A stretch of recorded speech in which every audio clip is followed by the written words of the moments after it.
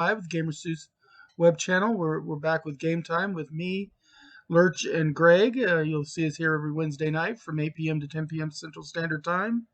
We're just getting started here, so give me just a second while I make sure everything is up and running.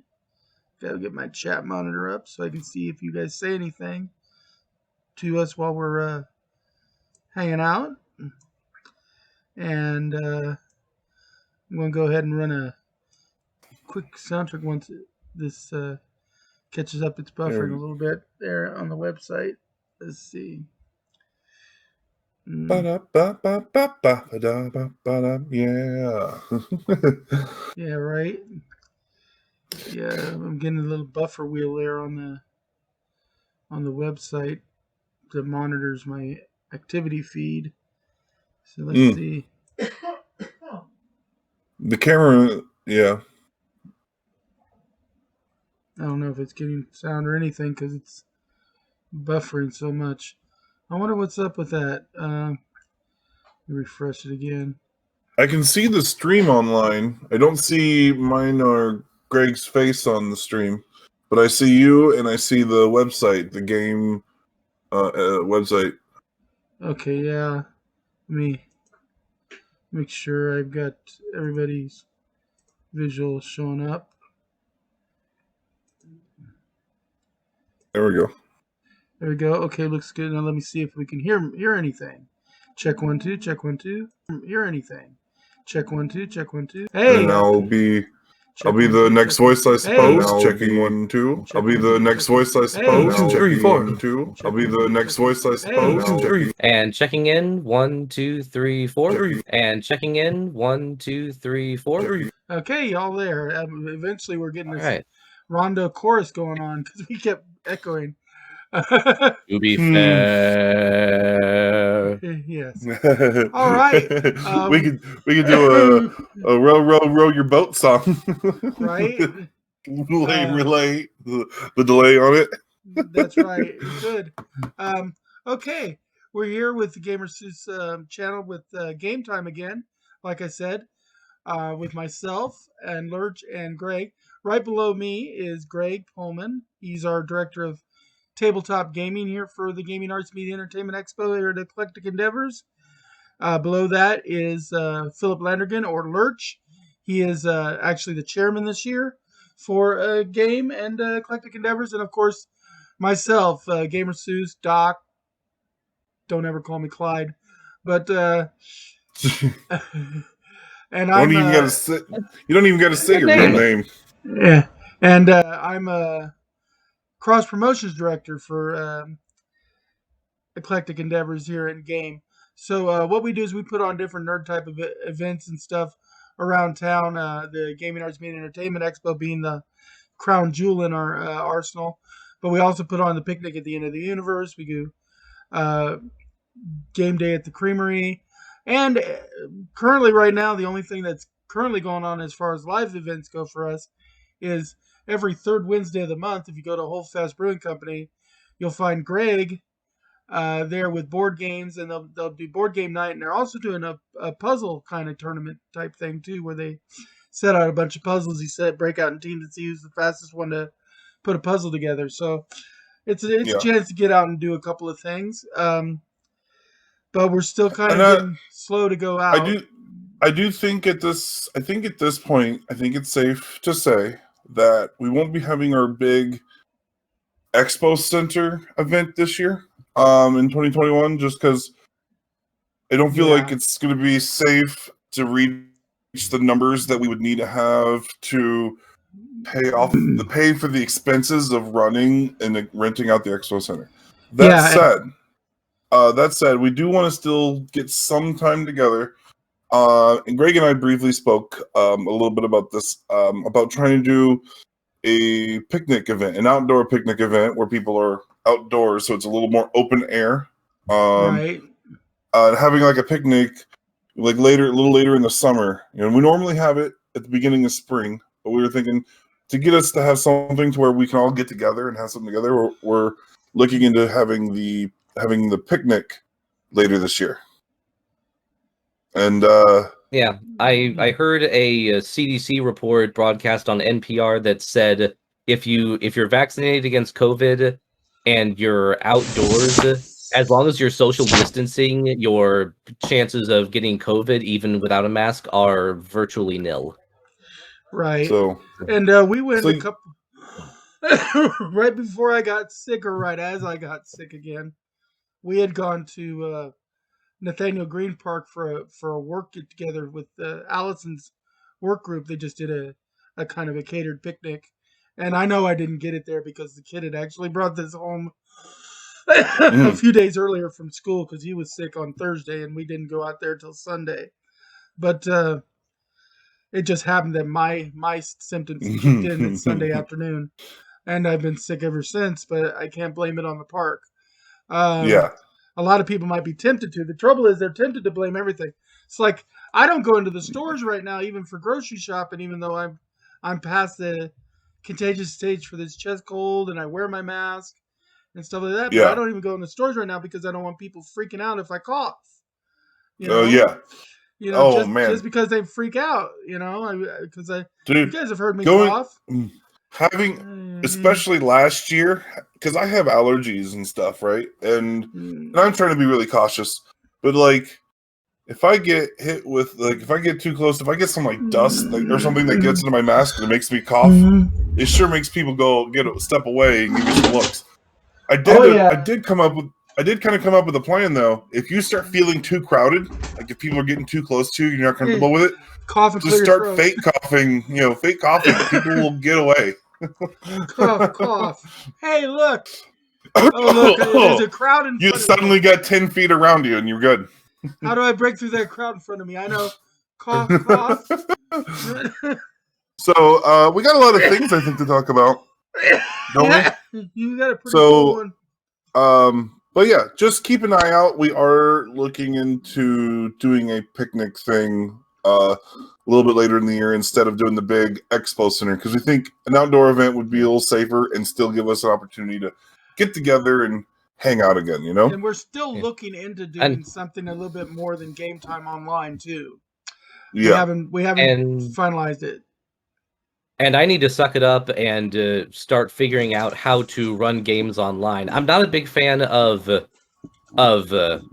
specifically tabletop platforms like Roll20 or Foundry, because they cost money and I don't need that many tools. I just need to be able to communicate with and ideally see other players. But if I could get a group of people on Discord and run a one-shot of masks or something just to get a feel for it, but I'm such a technophobe that I'm afraid if I touch anything, it'll catch fire. Well, the free version, as evidenced by our earlier episodes. The free version of Roll20 will let you run with low tools, because you just only have to pay if you want a lot of the extra tools and stuff. But you could do the free version of Roll20.net, and it's not too bad. And still use Discord for your communication instead of using the in-game chat. Was that tabletop roleplay game that you and I played, and of course others. Yeah, that was Game Time. A couple of superhero game. Yeah, the superhero game. You played a Legacy. Yeah. Allison played it with you guys. I was the land dragon. I think Allison really enjoyed that game. Lurch Land Dragon. Descendant of a dragon still has of her some character. kind. I mean, Allison still has a character, yep. I had mine until recently. I think I might have finally tossed it out doing some spring cleaning. I had wanted to get into that, but by the time you guys started, I was in another game. And of course, I'm not going to ditch one game to go to another unless it's pre-planned. But that would just be rude. Yeah, exactly. I'm sure the people you're playing and the with other game I was in with was Chris, I think, DMing, and I don't give up time on Chris's table because I don't get a whole lot of time there. I've wanted to join his regular weekly game for a while there, but he hasn't had openings when I could do it. And of course, right now, I don't know. There's this. I haven't looked into it much, but you're talking about like playing tabletop games like online. I don't know much about it, but I just recently saw an ad for this new VR game called Demeo, Demeo, I believe is how it's spelled. And if I understood the ad correctly, and I could be wrong, but if I understood it correctly, it's basically a tabletop, like D&D type game in VR, where in the virtual world you have this really elaborate board and you're rolling digital dice in the game in virtual reality. That would be neat if we all had VR headsets. I might be confusing the wrong game footage with the wrong title, but I believe it was Demio that was doing that. I haven't taken the time to look into it, but it's something that I just recently saw an ad for, and I thought it looked really cool. And you just reminded me of it with the talk about the Roll20 and stuff. Yeah, the launch trailer looks really interesting. It looks like you put on everybody puts on their VR headset and you're standing around a D&D style dungeon. Yeah. So yeah, that's what I was thinking. To the extent that you can chuck dice, pick up cards, move miniatures on the map. I put my mic on mute for a second, guys. Put us on mute. No.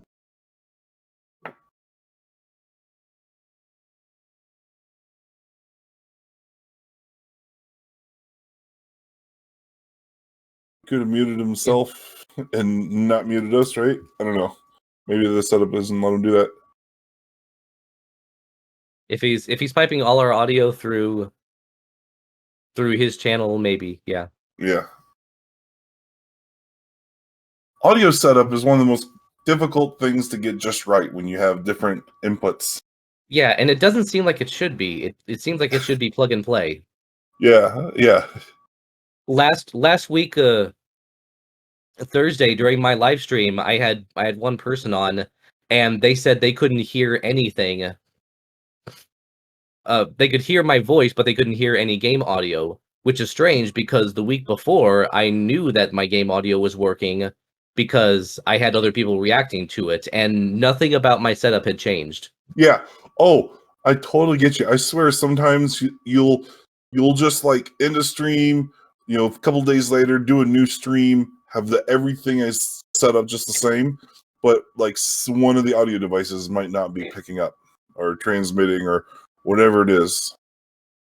And so they'll be like, I can hear like music in the background, but nothing else. Or I can hear you talk, but I can't hear the other people talking. Like, well, we're all talking through Discord. I don't know how you don't. Yeah. Hang on. How is this not working? Okay, I'm back. Okay. It was the kid's turn to cook, and he set out, made a homemade pizza crust, but it hadn't risen because he left it out on the counter thinking room temperature, not thinking that, right now it's freaking cold. So room temperature is not going to proof the pizza dough. So it didn't rise, it became brick. So we're just ordering a pizza, so I had to stop and order my dinner. Gotcha. Yeah. So this Demio game, it lets you like roll. You can like chuck dice in it from the looks of it, and all these other things, and it's all in virtual reality. So multiple different players, they're online, I think, together. If everybody had and it VR appears to be only $30. That's not bad for a VR the apparent setup quality. Yeah. Yeah, if everybody had VR headsets, that might be something to really want to check out. I wonder how good you could play if you were one of the few people that didn't have a headset. That I don't know. It says VR only, so not at all, apparently. Yeah, you wouldn't have the ability. Okay. Yeah. That answers that question. Good. Yep. But yeah, I think, like I said, one of the things I was looking into possibly doing here in the nearish future is doing a set of one-shots with us. And we could possibly bring Allison and the kid in and broadcast on Roll20 and do it as one-shots. That way, like I'm not DMing all the time, but I could DM for a little bit. Greg could DM, a little bit, whatever. And we could play a couple of different like little one-shot games and do it on Roll20 and broadcast them to the stream. Or maybe just broadcast directly over to the game stream, one or the other. Yeah. That'd be nice. And just to get our feet wet on it, because I know their advertising metagames is starting to go back to like doing the 101 tables in June ish. I mean, Carl's actually got the back room open but he's not like really openly broadcasting a lot of it because he doesn't want to get overwhelmed. And Yeah. kind of waiting till June because the vaccine saturation is only like at about 30%. They wanted to get at least 50% before. That's why the mask ordinance hasn't been fully lifted for all businesses like it was supposed to. Yeah. Yeah. Since we're talking about like the difficulties of doing the live events and stuff, Greg, you want to tell us a little bit about this the Gen Con postponement stuff that was just announced recently? Yeah, that's a heck of a Yeah. segue there, Lurch. Segue right in. Will do. I mean, Gen Con 2021 has been announced. It was actually, the dates were announced a couple months ago, actually. But the reason I bring it up now is that they announced when the ticket sales will be open, and they'll be open on May 23rd. So I'm not committed yet. I need to ask around and see who all's going to be there and if it's even worth trying to attend in person, because in addition to Gen Con Indy, which will have reduced ticket sales to try to facilitate social distancing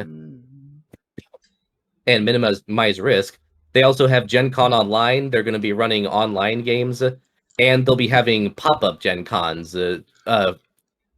Local gaming stores across the country can sign up.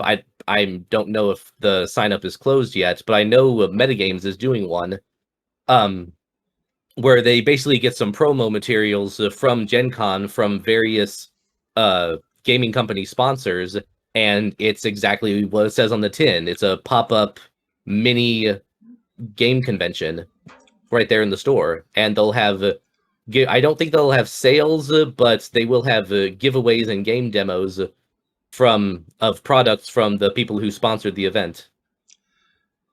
that would work quite well, and Metagames is a good store for that because it's got enough room in the back to actually do it justice. I mean, much as I love Nameless is just a little small for something like that.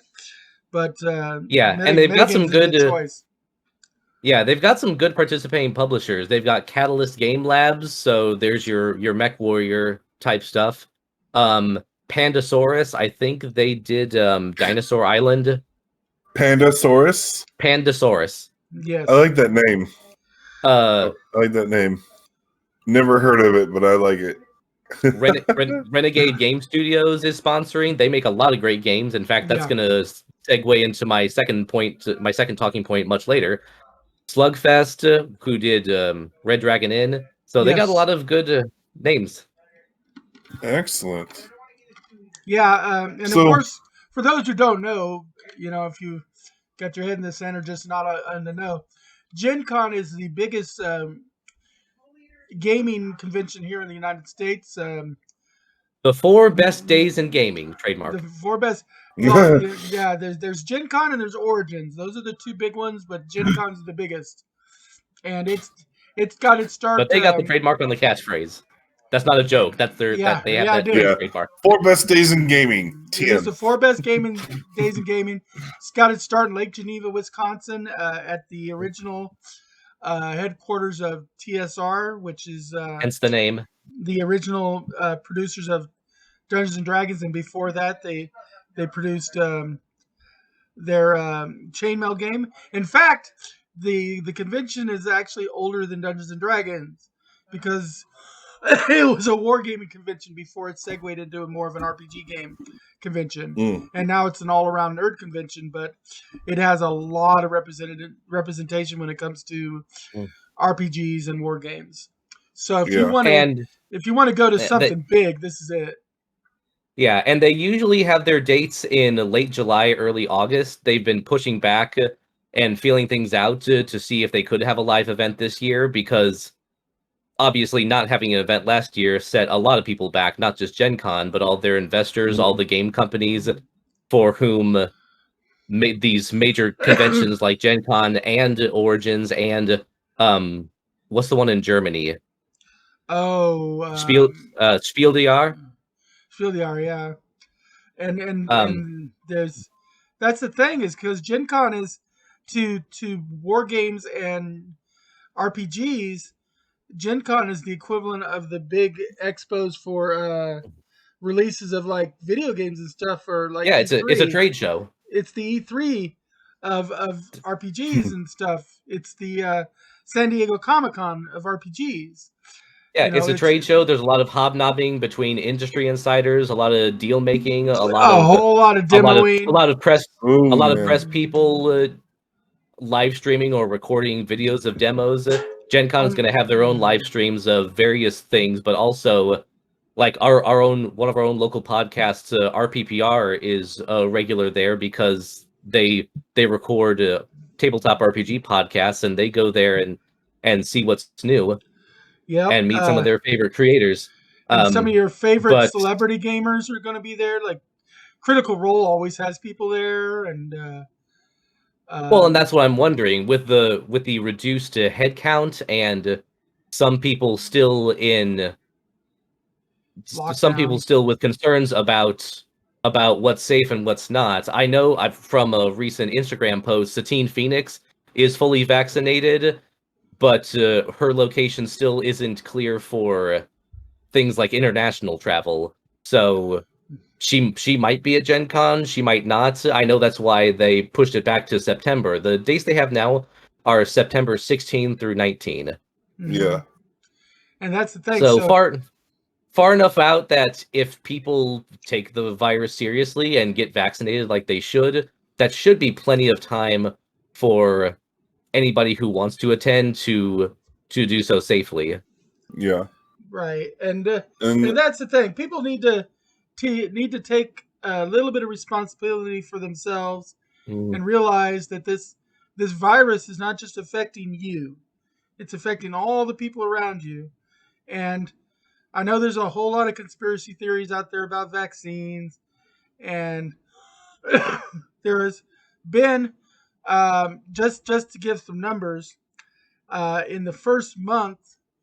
They vaccinated almost 7,000 people, and in that month there was 35 total fatalities. That's 0.5%. Now you might think that's a big number, but really for a vaccine, I mean, it's a new untested vaccine. Yeah. That's nothing, and of course, all the people in the first month are going to be high risk people anyway. Yeah, I was gonna say I've done some reading about that, and none of those people was the death caused by the vaccines. They died of other causes. They were already high risk people. They were all high risk. This isn't this isn't really a podcast for viruses and vaccines and stuff. But yeah, you want medical lore? Go check out Sawbones. Yeah, I mean, we just want to kind of touch on it a little bit because of how it does impact the ability to get together and play games and stuff like that. I do want to mention an RIP for one of our local game designers, Daniel, who ran Cactus Totem Games, died just recently, and it was directly linked to the vaccine. That doesn't mean, like I said, that it's a major thing. He had other health issues. That is a big thing that needs to be remembered. But I do want to send out a little bit of an RIP and a memorial, because Cactus Totem did the Mythic game. They came to a game a couple of years and demoed Mythic, and what was the other one they were doing? System, I don't remember, Mythic. but I know what you're talking about. Success? No, was it a pun on the word six? No, but they did a Supers game, and they did System, and they did Mythic, and those kind of games. But they always had a double Y in the name of the game, and it was Cactus Totem Entertainment, and they'd come out a couple of years, and it was a very small company. In fact, I used to work for them as one of their writers and layout guys. I completely rewrote their advanced rule book myself, and Allison did the editing on it. We've been going on for this. Yeah. We've been going on this for a while. I just want to put in one more thing, and this is just a little matter of appreciation. The new dates happen to fall on Yom Kippur, one of the highest holidays of Jewish tradition, and they're actively working with oh damn, what is synagogue? They're actively working with synagogues in the area to try to make accommodations for people who are Jewish but still want to attend the event, which I think is really cool. Yeah, that's always nice. Um, And my and production Alice, assistant posted up.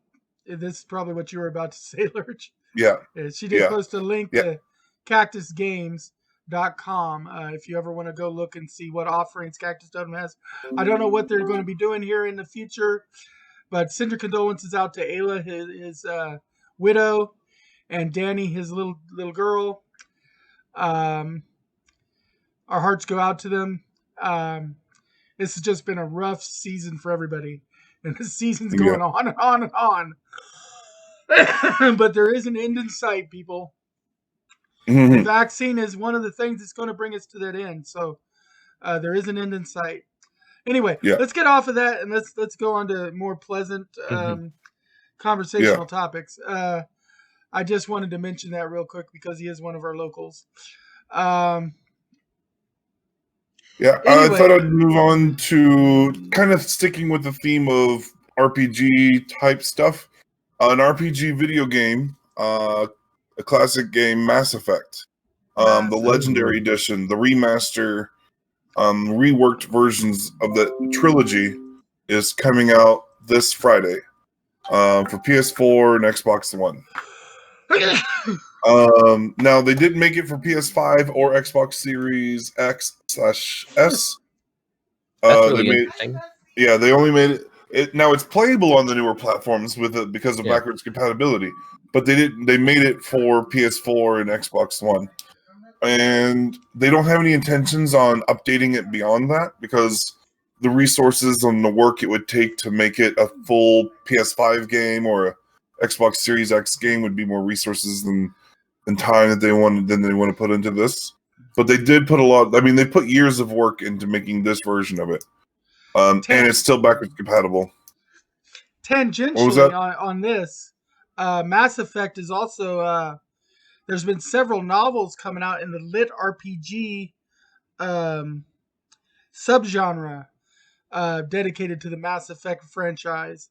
So there's tie-in there. If you want to read stories set in the Mass Effect universe, you can look up the Mass Effect books under lit RPG on Amazon, and that'd be something to check out too.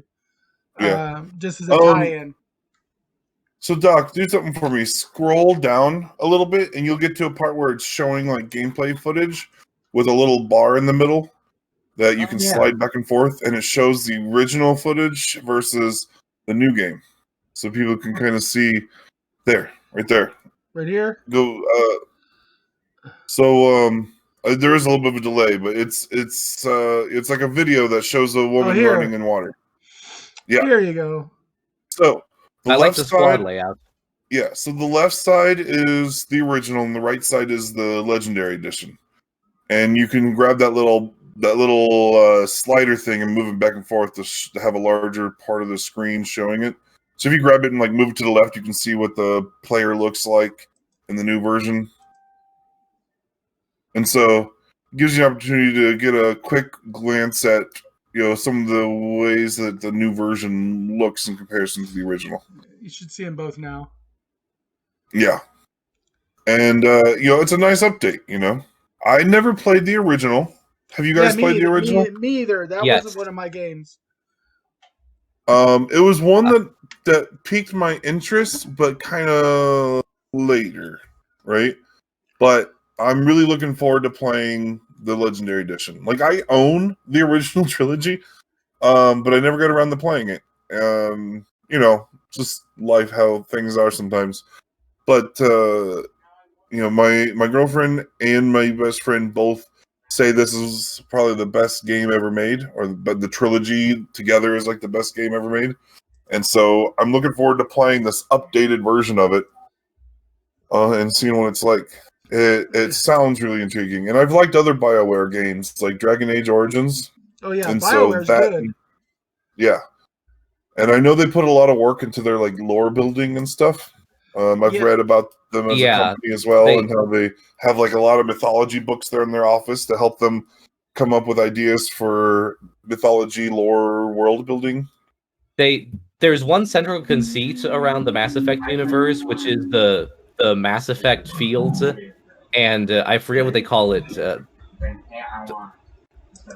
I forget the element that they call it that facilitates the Mass Effect field, but given that one contrivance, they build a lot. They try to make the physics as hard science as they can around that central conceit. So the detail and lore behind all the vehicles and the Citadel and lots of other details are really well done. Gotcha. Yeah, and that's a good thing. It's been a franchise for many years now, and uh, like we had talked about a couple episodes back, nostalgia has its value, and this is one of those games that's got a huge nostalgia following to it. They pick up people who are aficionados of Mass Effect pick up every new one that comes out, and they still play the old ones obsessively. So Yeah. Element Zero, that was it. yeah. So I own the trilogy as a pack, like a trilogy pack set for the PS3. That's an idea of how old these games are. You know, the PS3 was the PlayStation, between 2006 to 2011. And so they're a little bit dated now, but these upscale, these up improvements, and it's more than just an up-res. It's a lot more work than just an up-res. It's not a full remake like Final Fantasy VII Remake was, but it is a lot more work than just a basic up-res, like whenever they just increase the resolution picture, because they did a lot of rework on a lot of elements to it. So I'm really looking forward to it. I don't think I'll have time to play it this weekend. Like, it comes out this Friday. I don't think I'll be able to play it for the first few days, but I am very much looking forward to playing it a whole lot soon, very soon. I just looked it up. Mass Effect, the first one came out in November of 2007. Wow. There you go. That just give you some perspective. So, what's that? 14 years ago? Just about 13. Seems like just a long time ago, and yet somehow not long enough to warrant a remaster. But it's gonna sell, so. Oh yeah, I think it's long enough to. What I don't think warrants a remaster probably is at this stage is The Last of Us. I don't know if you heard about that.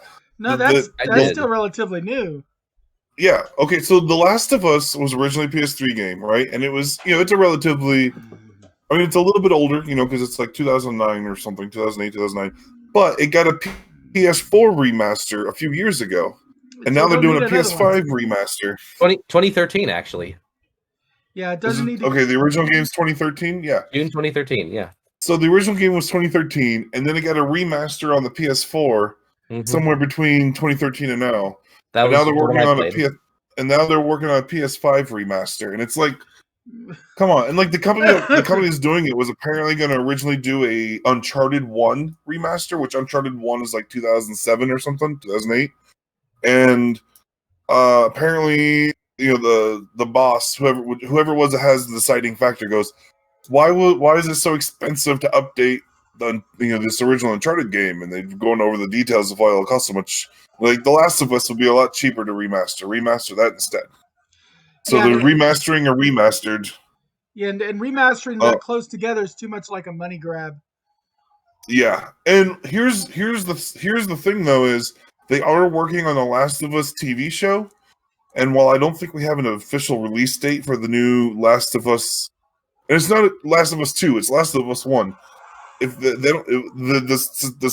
what's I'm sure is going to happen is they're going to release the remaster of The Last of Us to come out around the time the TV show is hitting to try to maximize the sales on it. But that's the thing. There's also an Uncharted movie in the works.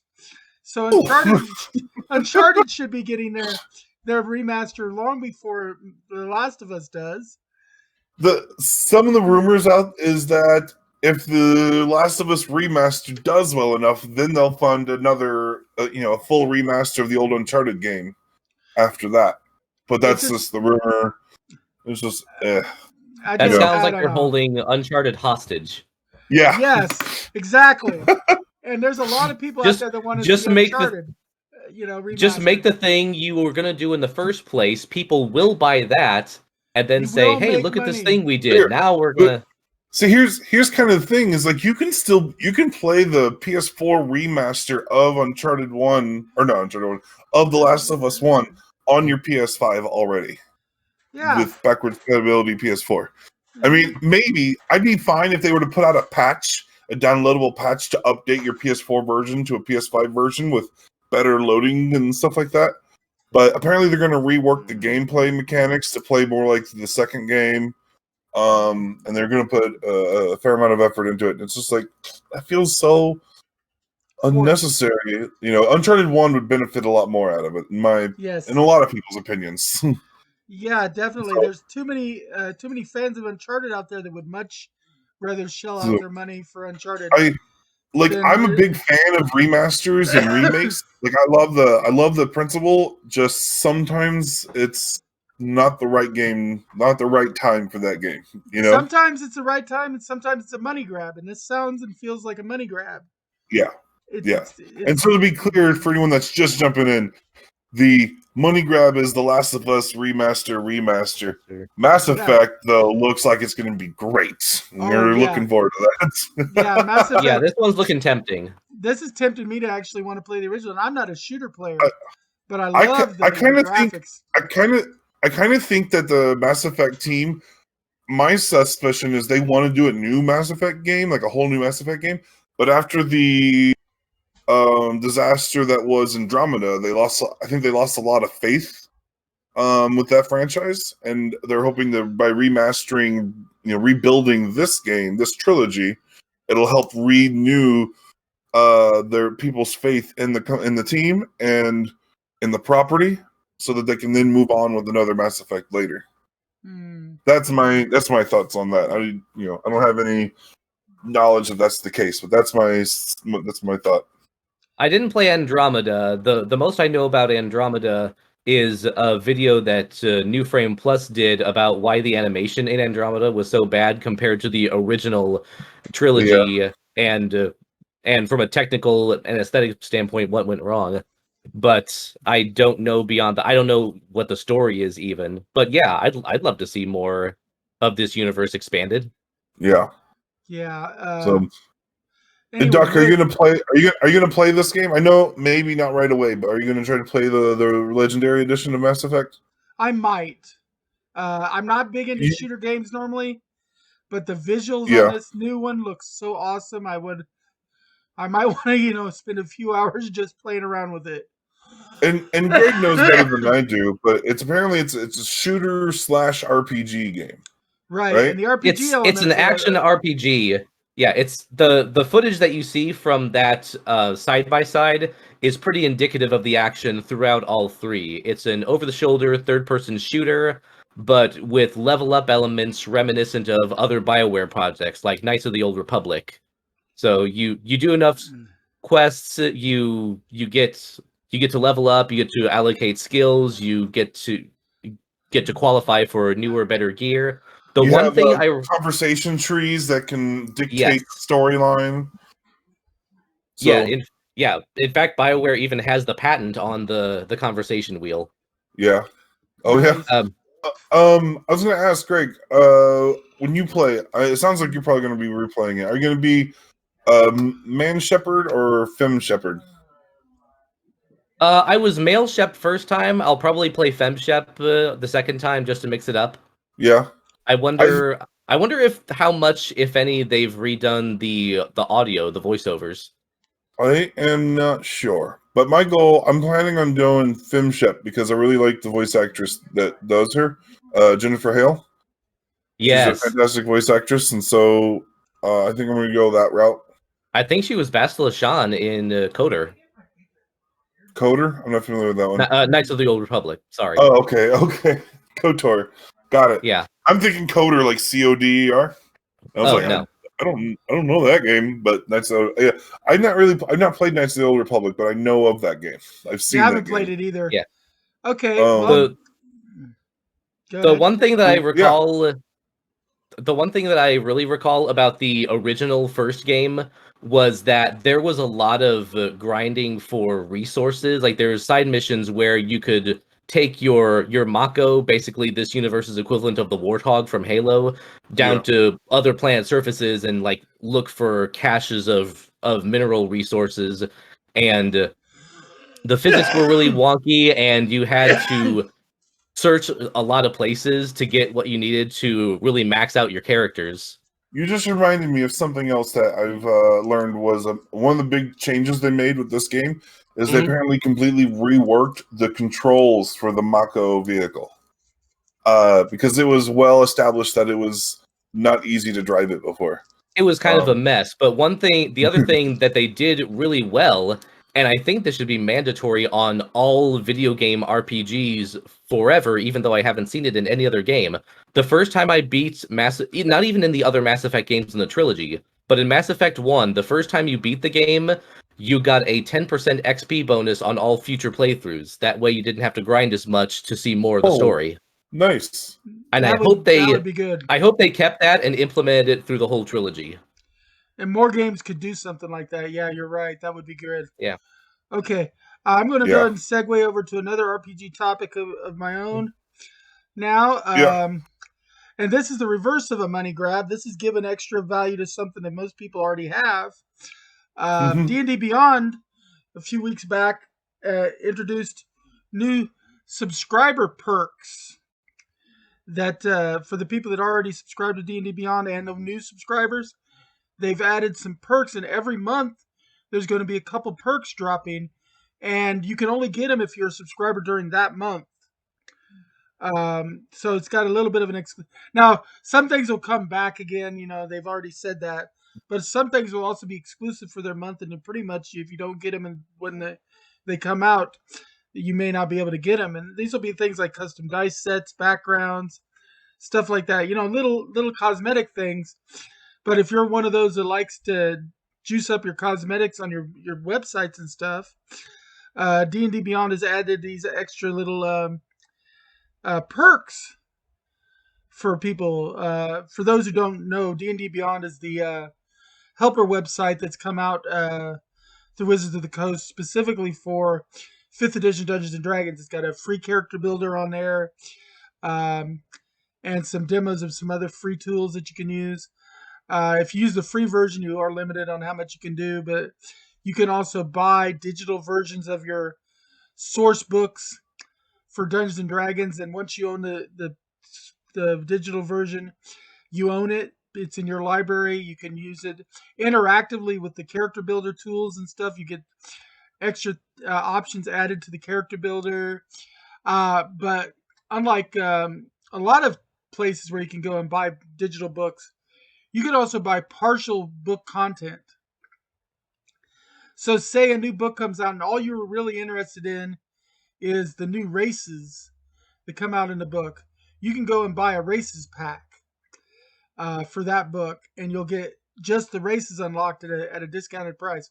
Or you can pay even less and just unlock one race. If you've only got one race you're looking at, you can unlock that single race. And the thing is, if later on you decide you want to buy the full book, they will take what you've already spent on the partials for that book off of the final price. Good. Yeah, so D&D Beyond is actually an excellent digital service if you're going to play a lot of 5th edition Dungeons and Dragons. And like I said, they've added virtual dice. They've finally integrated their apps into one app. They did have a separate DM and character and player app, but now they're integrated into one app on your phone or tablet or computer. The books are fully indexed in so many ways, so you can search. There's constantly putting out like stuff like enhanced beta testing and counter builders and things like that. Plus, every month they put out articles towards the game that you can read right there on the website for free, whether you're a member or not. So if you're a Dungeons and Dragons player, it's definitely worth checking out. This is just a little kind of segue over here. Also, I want to say hi to EC Legacy, who just came into the channel. It's good to see you again. Yeah, I know you haven't seen much of me lately because I've been very sick. But we've been at least trying to keep this up. And anyway, that's all I had to say about the D&D Beyond website. Like I said, it's the reverse of a cash grab because they're giving this stuff to people who already are subscribers. They're adding value. And I love it when they add value to something that's already exists. They're not upping the price or anything. They're just giving more perks. Let's see. What did you want to talk about next, Greg? Next, I want to talk about a board game that I backed on Kickstarter yesterday, and it still has a day to go before the Kickstarter close. It's called My Father's Work, and continuing my incessant trend of fanboying over games that reference classic literature. This is clearly a homage to Frankenstein, Mary Shelley's Frankenstein, or the modern Prometheus. It's a competitive, I think, 2 to 4 player game, and each player has their own player board that has their estate on it, and you are a mad scientist who has some great work that you are trying to achieve. And one of the gimmicks, the most notable gimmick of this game is that it occurs over generations. So your first generation will do research, collect resources, make progress, make discoveries, and they will leave behind as much of their knowledge as they can to the next generation. But at a certain point in phase 1,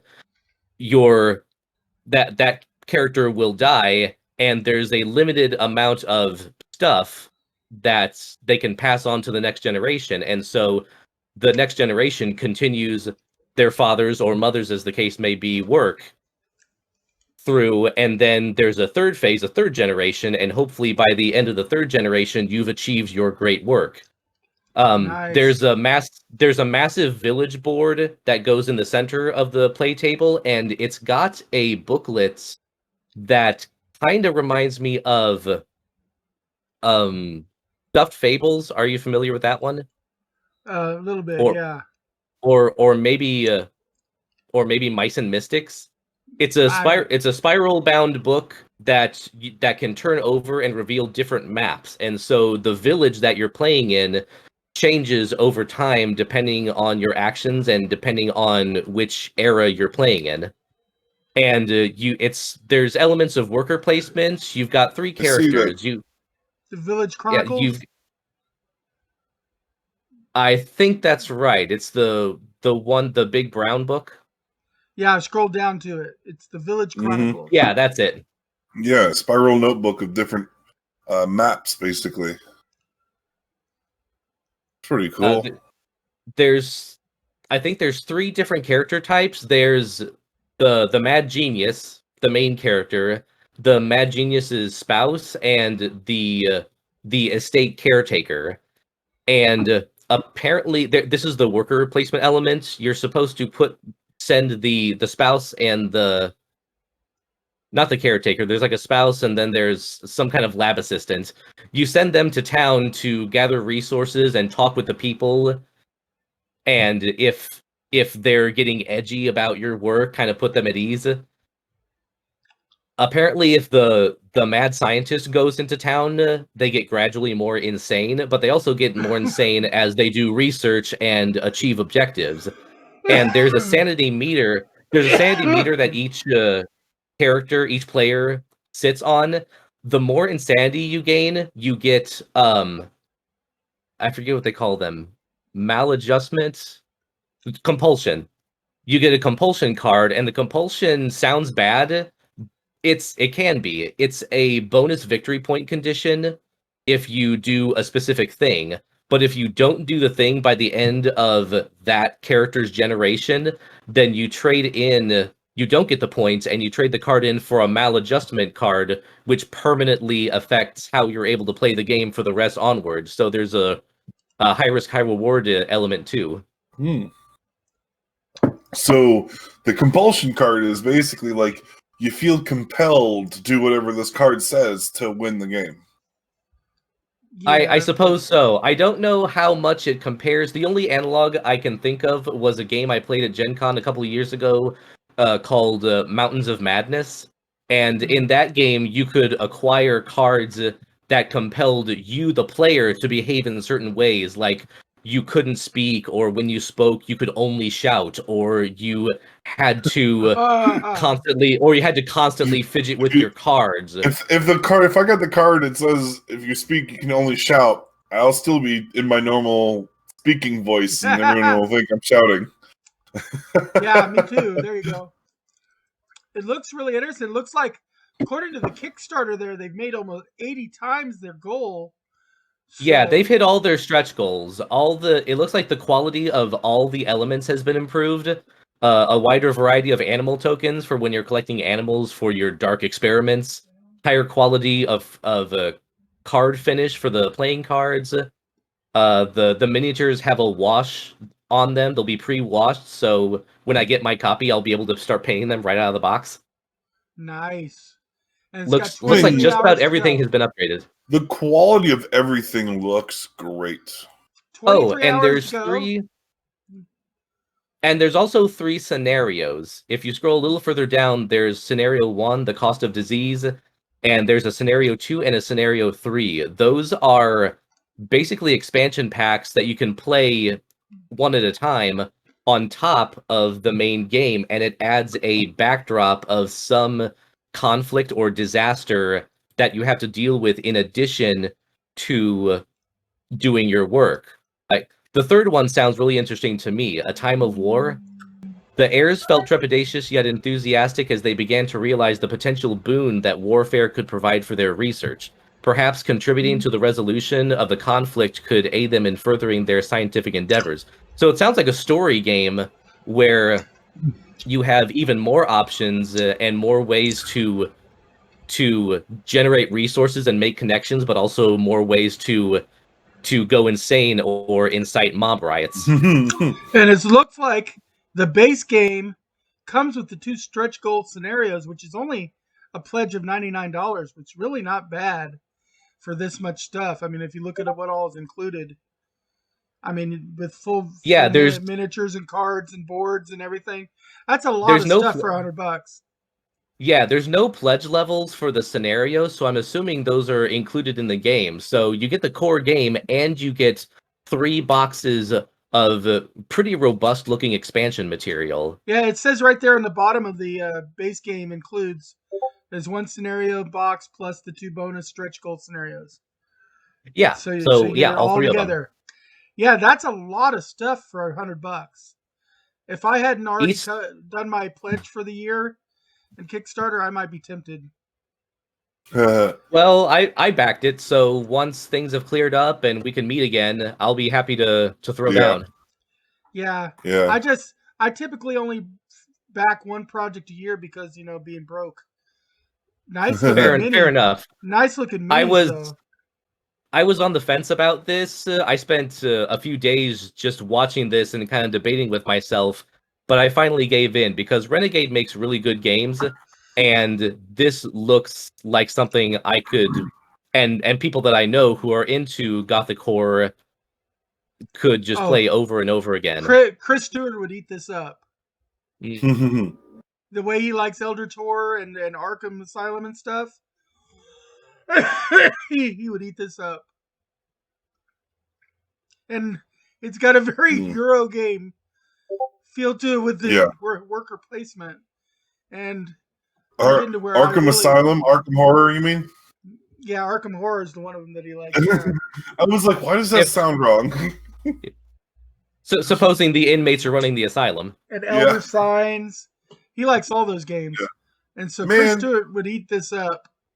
I love Arkham Horror, and I had a friend who I thought would like the lore of Arkham Horror, but that I was worried the game would be too complicated for him, and so I bought Elder Signs, and then we played Elder Signs together. And at the end of playing it, he's like, "Man, that game was really great, but it was a little bit more simple than I was hoping it would be. I was wanting something a little more complex." I was like, "Son of a bitch! I should have gotten Arkham Horror instead." Yeah, that's right. I eventually yeah, did get Arkham Horror later, but you know, I like you got a games budget with for a one or lot the of other at the moving moment. parts.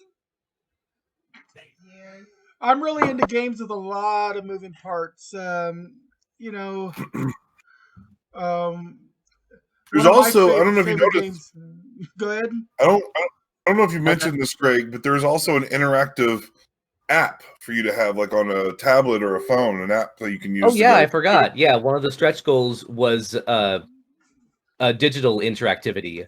Yeah. In fact, I think they hit a stretch goal where they're going to have a professional voiceover to read the text. Nice. Oh man. Which, considering each scenario is approximately 60,000 words, that's a hell of a stretch goal. Mm-hmm. And they hit all their stretch goals, you said, so Yeah. unless they've added some new ones. I like But- this here. It says each scenario features 60,000 words, 350 plus story events, over 13 trillion possible story variations. They've got a couple of $100 more backing just since we watched it. Oh yeah, this thing Yeah. has been just rolling up.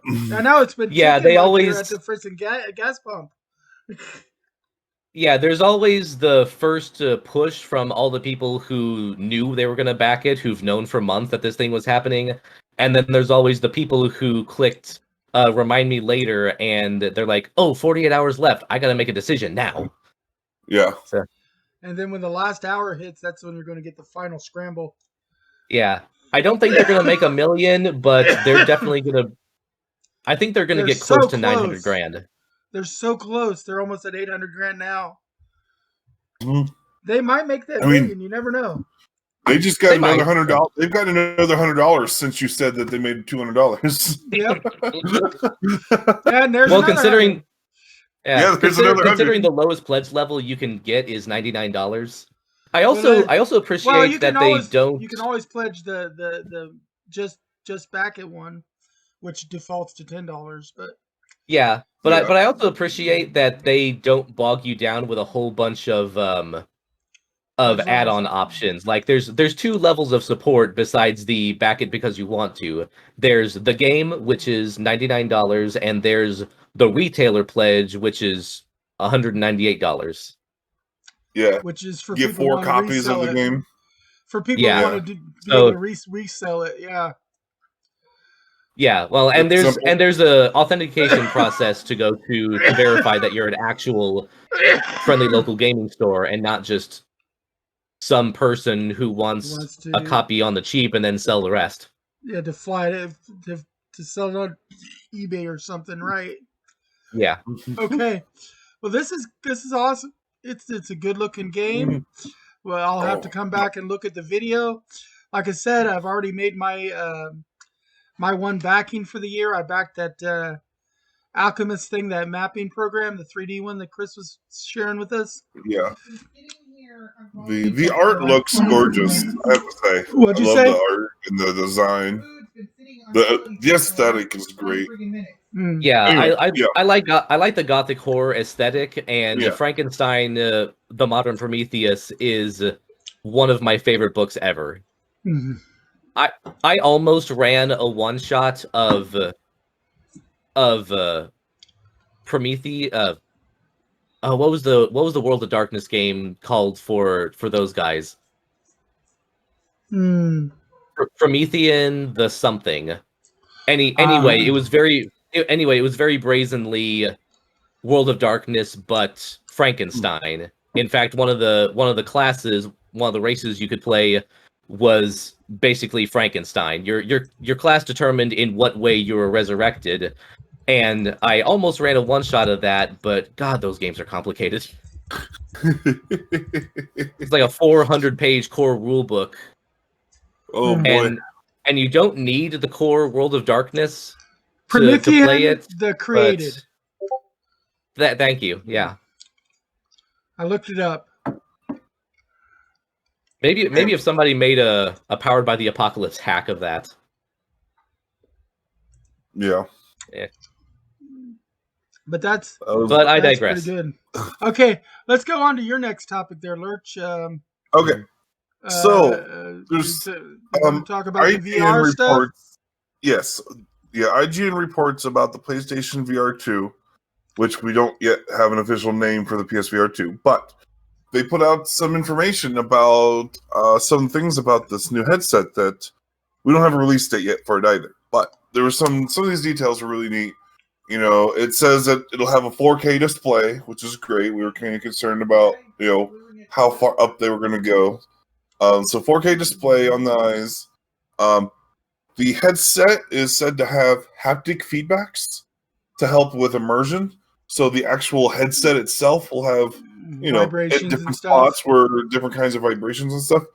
And at first thought that might sound kind of odd of having vibrating on your head, but after using the PlayStation 5's haptic feedbacks, and you're able to, like, you know, I think I've described before on here where you can, like, feel the raindrops on your hands.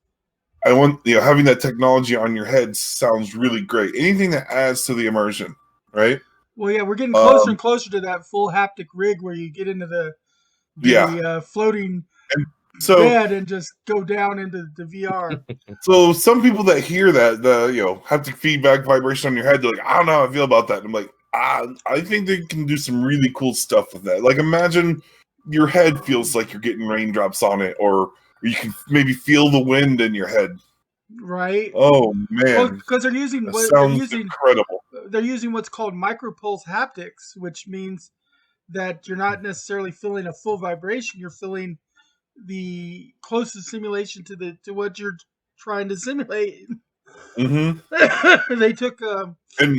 They took digital response pads out there and recorded what it felt like to be hit by a raindrop, and the computer's recreating it. Yeah, it's incredible technology. I don't fully understand how it works. There's like some sort of like biological impulse thing of how this stuff works at a neurological level that is above my head. But it's incredible, and I think it's great that they're working on making this work on a helmet as well. And then there's this one other feature. Like, they talk about eye tracking here at the top. Mm-hmm. But it's not just eye tracking. They have this new function. They call it Foveated Rendering. And it's not something I'd heard of before. But what Foveated Rendering is, it's this technique that allows the VR headset to specify where on the display it's rendering based on it tracking your eyes and seeing what you're looking at. And so the developers can use this Foveated Rendering to put more attention to detail on what your eyes are actually looking at and less processing power into the peripheral vision, because you're not looking that closely at that anyway. It's creating a focal point focus where and that focal point focus is being determined by where your eyes are actively looking at that moment. Which, like, I was already shocked when I learned about eye tracking technology existing a little while ago, when I seen like videos where, like, maybe like a YouTuber is like wearing or has a setup where they're like going to pictures or going, you know, they have like their girlfriend like pulling up various pictures off of Instagram or whatever and seeing where their boyfriend's eyes, you know, wander around on the image. It'll show like a dot on the screen of where their eyes actually are, and those have been kind of funny videos to catch, because like the guy will like try to look at the face or at something else in the image, but then they'll zoom in for just a second at like their boobs or something, and then go back away, and then the girlfriend's like, "Ah, got you! You're looking at the boobs." Well, and it's all.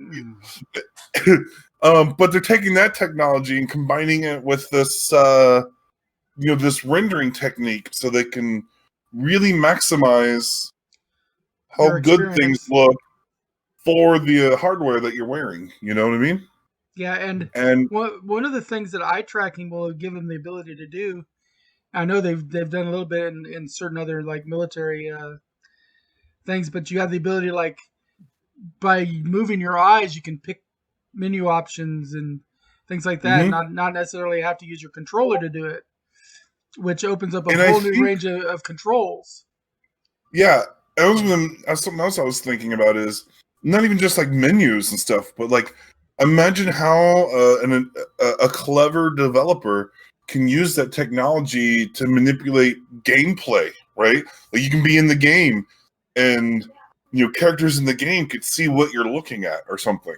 A Mhm. clever developer could do some really cool stuff with that. Right. And so I'm getting really, really excited about what this VR headset's going to be able to do when it comes out. Well, it's the thing that works out for me is I want to see it in games like EverQuest and stuff, where like you might have your spell jewels set up on the side, and you glance over, pick a spell jewel, and attack somebody with a magic spell without having to actually worry about the controllers and stuff. Manipulating the controller. Oh yeah, enhanced aiming. Enhanced aiming and spell casting.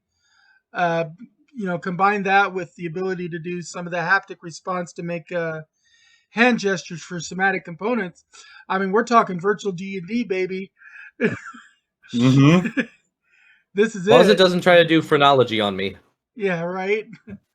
So this is kind of the stuff I'm hoping they get to before I die, is some of this full haptic. I want to lay down in a haptic frickin' table and frickin' die on that table and let them upload my brain. That's what I want them to do. But I mean, that's really the basis of a TV show nowadays. Yeah, I know. That's what I want them to do.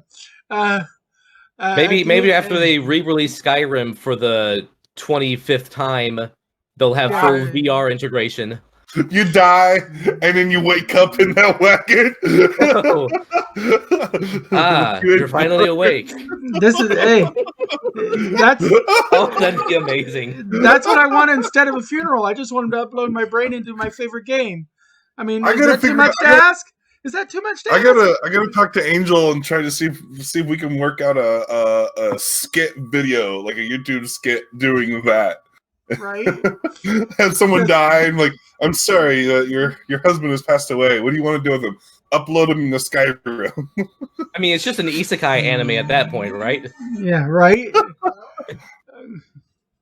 But yeah, that's what I'm all about, is that kind of stuff. Also, it says that it says here that, and this is something I suspected.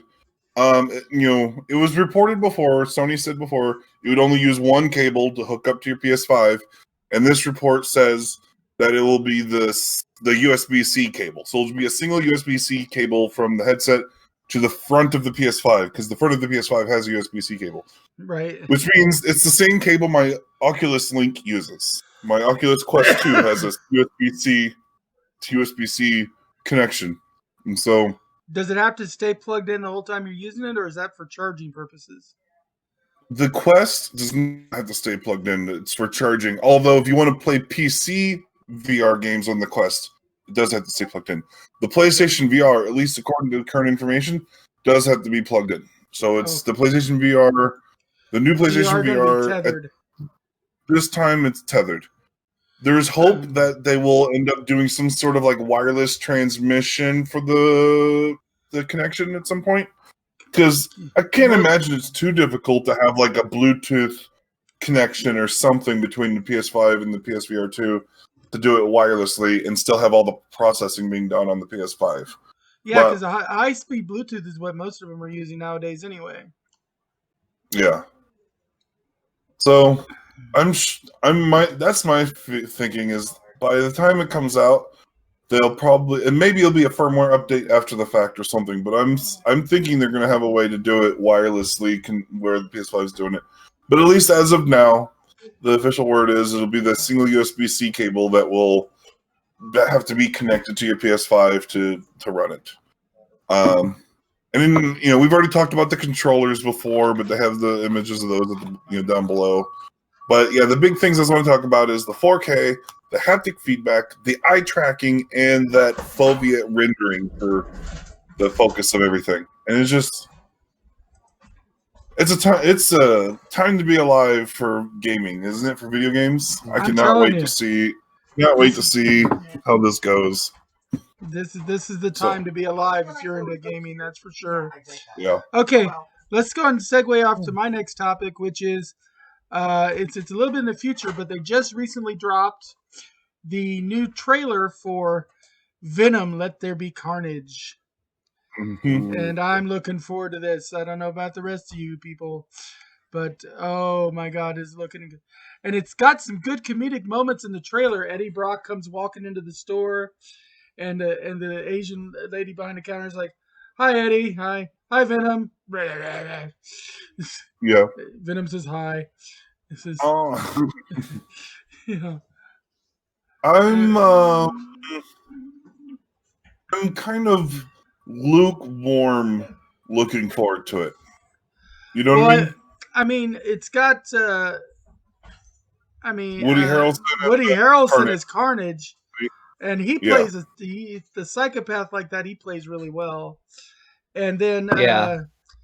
um, to combine that with the comedic elements that they're putting in there, not taking themselves too seriously, but even though Venom himself can be like a kind of dark character, I'm really looking forward to it. Also, there's of course going to be the direct tie into Spider-Man because the Vulture looks like it's going to be possibly in it with Michael Keaton.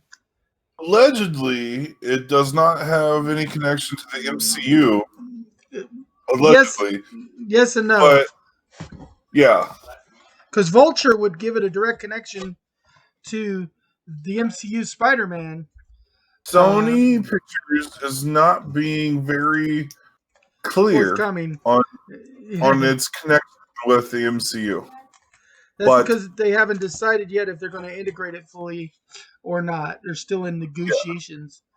I don't recall anything tying the first Venom movie to the MCU or the other Spider-Man movies, but I don't recall anything that would exclude it, so it could happen. Yeah.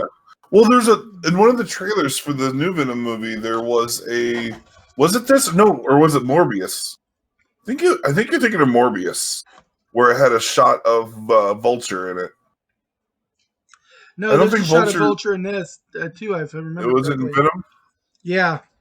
Either way, I know there's supposed to be a tie-in between Morbius and Venom too. So, but it has some like references to other stuff, like the Daily Bugle. Someone pointed out that the Daily Bugle logo in this movie is the same logo they use in the Sam Raimi movies, which is odd. Mm-hmm. If they want it to be the MCU Daily Bugle, because that's a different logo. And so I kind of feel like Sony doesn't know what they are doing. The Sony Pictures, Sony's they're playing films or whatever. So I don't know. I feel like if I remember right, this movie is going to be PG-13 again, and I feel like that's going to hurt it. I feel like it hurts a lot of its potential for being a movie about Venom that is a monster that eats people. It's such a dark character fighting against a serial killer that's super powered with an alien symbiote. I know, it's hard to think of who's one of the most overtly violent characters in Marvel. Like he's almost the Marvel equivalent of the Joker, but with a symbiote. And they want to make that PG-13. That seems to be kind of rough for Carnage. I mean, they might be able to squeeze Venom into it again, but Carnage, come on. And wasn't the first Venom movie, wasn't it rated R? No, it was PG-13. Was it? Man. Yeah. But, I mean, to truly do justice to Carnage, you really want to go up. And there's nothing wrong with leaning into that rating if it fits the theme. Deadpool did it, and Deadpool did amazing. Did it really well. So, that's the thing they need to look at. And I think this is actually the perfect segue into your next topic. You wanted to talk a little bit about Lurch, which was Doctor Strange Into the Multiverse. Yes. Of Madness. Okay, so they've announced officially that they did some rewrites for the Multiverse of Madness because they originally intended on Doctor Strange appearing in WandaVision. And some information that came out about his intended appearance in WandaVision really caught my attention. You remember those commercials that we got in WandaVision? It was like bizarre commercials that were like hints about her life, right? Throughout the series. Apparently, the plan was the plan was that those commercials were Doctor Strange making attempts to contact Wanda, him trying to reach out to Wanda with magic and communicate with her, but her hex was transforming them into period-appropriate commercials. But it was supposed to be like, him trying to get a message to her to try to help her break out of this hex. And, and we don't know how much, Doctor Strange knew about what was going on, but that he knew that she was in there and he was trying to help her. So she's getting lost in translation, basically. Yeah. And now this part isn't confirmed, but something that does make a lot of sense with that, knowing that's the case, because he was supposed to appear in the last episode or whatever. He's supposed to appear in one of the last 2 episodes. There is a commercial, the last commercial, if I remember correctly. There was a commercial where it had, Wanda going into a pharmacy or whatever. It had a person going into a pharmacy about, depression medication called Nexus. And they're like, ask your doctor if Nexus is right for you or whatever. Uh-huh. And someone theorized that maybe the person in the pharmacy that day was supposed to have been Stephen Strange to hand over the Nexus medication and then go on from there somehow. But it's an interesting choice of words, to ask your doctor whenever those were messages coming from Doctor Strange. And that was the one commercial. Like, all the other commercials were things that Wanda knew, right? Like, Wanda knew about Lagos, Wanda knew about Hydra, the stuff like that, but she wouldn't know about Nexus. And so that last message about dealing with depression and taking Nexus and asking if Nexus is right for you, ask your doctor if Nexus is right for you, would have been like the message of Doctor Strange trying to tell Wanda that she is a Nexus being. Right. Which later, Agatha revealed as part of this whole thing. And I thought that was some really interesting build-up, and it does help those commercials make a lot more sense. It adds otherwise, some subtext. Yeah, because before you're just like, they're neat, they're kooky, but what are these commercials about? Why are these commercials happening? And now with this idea of and I'm hoping they're going to keep that canon. I hope there's going to be some lines, some conversation in the new movie to indicate that Strange was trying to reach out to her. You know what I mean? You never know, but we can hope, definitely. Yeah. Speaking of kookiness, just as a side note, has anybody seen that video that's gone through Facebook from, I guess it's from the Jimmy Fallon show, where the Marvel characters did the Marvel Bunch, a Brady Bunch opening spoof? Maybe. When was that? I just saw it this week on Facebook. It was like, this is a story, with, but it actually had the Marvel stars in. It seems like I saw something like that a year or so ago. I could be wrong.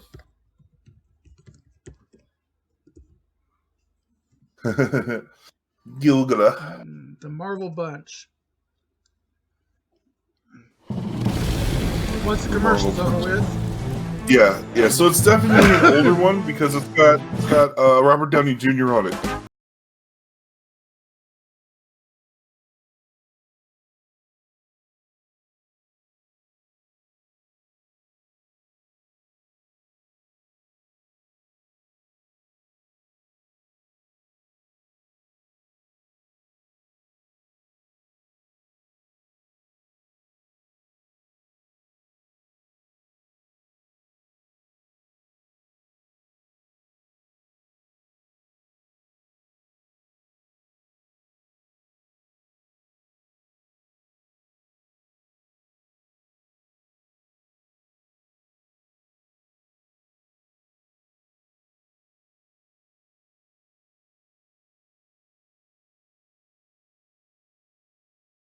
Anyway, just as a segue there, I had to show that because it was amusing me.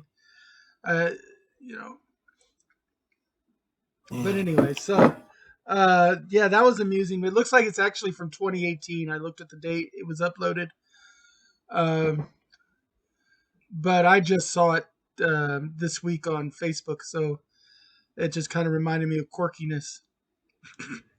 Especially getting the actual actors to sing their parts, not like lookalikes or anything. Yeah. Oh, they did a lot of effort promoting those movies there. They're going all over the place. Yeah, they did. Yeah, they did. Okay. Did you have another topic you wanted to talk about, Greg? No, I got my 2 cents in. Mm-hmm. Okay, because we're about ready to go into movies. Did you have My night anything didn't. else, Lurch? I mean, we're about ready to go into movies and TV shows. Yeah, I think I'm ready for the movies and TV shows. I mean, there's so much new stuff that pops out that I could like go on about a lot of things, but I'm just trying to hit a few of the highlights that kind of got me excited. Okay, then let's start with. Let's get on to the shows. Okay. No, not that one. There we go. First off, let's start at the beginning of the week.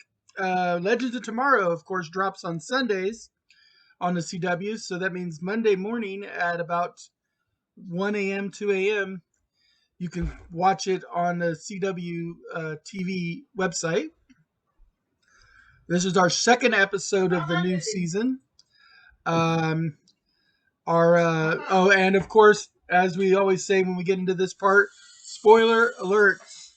We're not going to hold back. There's going to be some spoilers possibly here.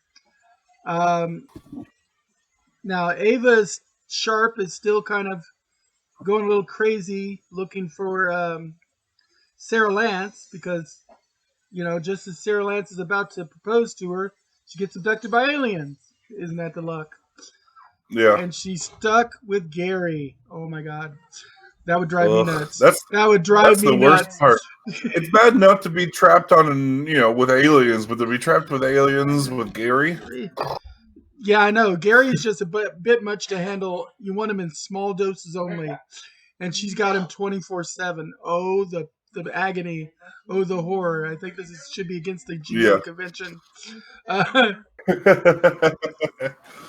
But he's amusing for TV, but I sure wouldn't want to hang out with him. Not for any long period of time. After a while, I would invest in tranquilizer darts. Yeah, right. Chloroform. Hey, what does this smell like? Ooh, there you go. Now some peace and quiet. But you could just straight up go up to Gary and be like, "Hey, does this smell like chloroform?" He's like, "Let me see." He'd fall for that. He would. Yeah. Maybe when he wakes up, he'd be like, "Happy I could help, I guess." And this week's Big Bad Alien, they went to the to San Bernardino, the origin of where they call the birthplace of modern fast food. For those who don't know, the first McDonald's restaurant is right there in San Bernardino. So that's what they referenced without referencing directly. But the very first McDonald's is there on the main street in San Bernardino. I used to walk by it all the time. They didn't make a reference to it, like that other burger restaurant ran by those Mick brothers. Those Mick brothers. Those Mick something brothers. Right, because they couldn't say it outright. But anyway, this was reminiscent of certain old B-movie kind of horror-ish movies like The Stuff, where the parasite causes you to want to eat and eat and eat and take in more parasites. If you saw the old movie The Stuff, it was like a yogurt-type cream that you kept eating and eating, and it was eating you from the inside out. But that was kind of similar, but then at the end, the alien that's been dripping the stuff into the secret sauce hatches from a chrysalis. It's little baby Mothra, man. It's awesome. Yeah, it's very much a little baby Mothra. I actually took a short video of that scene of it first showing up and like eating the woman, and sent it over to Angel. He hasn't responded to me sending it to him yet, but I sent it to him because as much as he loves kaiju movies, and that fucking Mothra creature had such a kaiju movie, Godzilla movie sound effects. Like, I was like, I gotta send this over to Angel, who's like this. It looks like a baby kaiju. It does. Yeah. You know, I mean, it just hatched too, so it could grow if it didn't die. Mm-hmm. Yeah. Yep. It didn't get bug zapped. Yeah, it didn't get bug zapped, but they zapped it, so it's gone. And I love how what's his name, the one brother, the stoner, it gets all zen about making burgers on the line. He's like, man, this is my groove here. Yeah. He was taking it as like almost a spiritual thing to flip burgers. And his sister, of course, who's a freaking debutante of the ball, you know, socialite, doesn't want to do any real work. She's like above that. But then they end up at the end, they make a duplicate of the totem.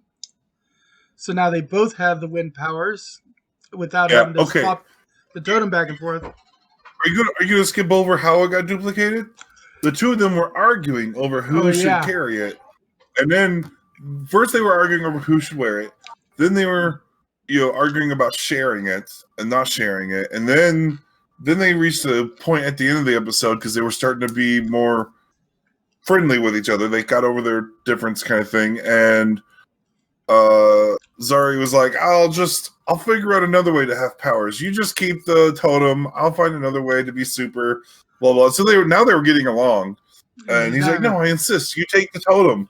And then inside the totem is the original Zari, who's like listening to them argue. And she's like, oh my God, I can't take any more of this. And then like snaps their fingers. And suddenly there's two of them in the outside world. She's like a genie in a bottle there. Yeah, and then the fashion woman version, she's like, wow, we got two now. We're so good at sharing. I have to admit, I love this show. I do not like Bayrod. I'm like hoping he is written out of the show before long because I hate him. Well, he's just a stoner comic relief guy, and they're trying to reproduce the chemistry that they had between Ray Palmer and what's his name? Steele. Yeah. Hank. Because they had the great chemistry as best buds and everything. Yeah. But losing Brandon Roth from the show, Bayrod was not a good replacement. They need to come up with a better replacement. I mean, Constantine is almost a better replacement, and Constantine's too serious. Yeah. I love Constantine. I like most of the other characters. I love most of the characters. I do not like Bayrod. I'm especially fond of John Constantine. He's probably my favorite on the Wave Rider right now. Next to Sarah Lance. It's Sarah and Constantine are my two favorites. Yeah. Zari, I'm not a big fan of at all. And Bayrod.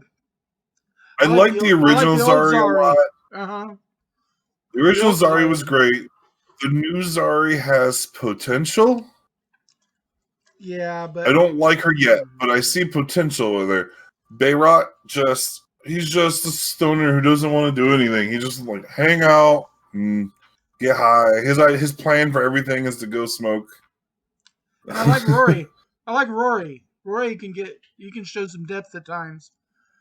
So yeah. Now the other thing I think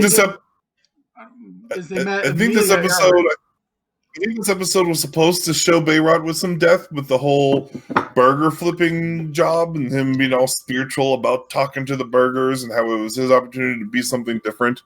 And it just didn't land for me. I don't know. I think it might have been an experiment by the writers to see how much we actually like Bayrod by giving him a little bit of focus. And then depending on what their numbers come back as, they might write him off the show, which I hope they do. Yeah. No, they also have a version of Amelia Earhart. Yeah, we got Amelia Earhart, kind of. I don't think it was actually Amelia Earhart, No, though. it I was an think it was, alien. it was an alien that was taking the form of Amelia Earhart somehow. How she knows what Amelia Earhart looks like, I'm not sure. And she knew just enough of the story to be convincing for a little while. until she caught herself repeating it herself because she couldn't come up with a better answer. Right, and that was the tip off. And but they basically run and get away. So, and it's basically more establishing what the theme is going to be this season, because we know they're trying to save Sarah. We knew that from the first episode. Yeah. But now we know for a fact that in each subsequent episode, they're not all going to be the aliens that's got Sarah. We're actually more like going to encounter the different inmates that these aliens had captured. So we're basically going to go after their menagerie. That is what the show is going to be about. Yeah. So that's establishing the president. I figure that we're going to have to rescue Sarah within a couple more episodes. I don't think she can be gone for too many more episodes because, you're going to want that chemistry of her with the rest of her team instead of her being gone, you don't want her to be... And she is the leader. Yeah, she's the leader of the ship, but... Just stubbed my toe. And I'm Ava hoping they're not as a leader. I'm hoping they're not going to try to make Ada the full-on leader and put her, and they're put supposed Sarah to be aside. they're supposed to be co-captains now. Yeah. And so I can see it. I can see that Ada could use some time in the leader role. Ava, yeah. What'd I say? Ada, with a D. Oh. So yeah, I can see Ava, learning some of it as long as it doesn't take over for Sarah, because Sarah is definitely this. We want Sarah back as that leader captain role. And so I'm hoping that she's not gone for too long, and all of her time is just her and Gary out in these other planets, because that's what we're seeing so far. But we're only second episode in. Well, too much, and she'll have to kill Gary. Yeah. Because I would. Meanwhile, yeah, and then I can't help but draw a parallel between Legends of Tomorrow and Supergirl, because Supergirl's been doing kind of the same thing, where Supergirl was on the Phantom Zone for forever, for the whole first several episodes of the season, with everybody else trying to run around trying to. Everyone else trying to rescue her. And I was like, both shows are doing the same story from the beginning of their seasons.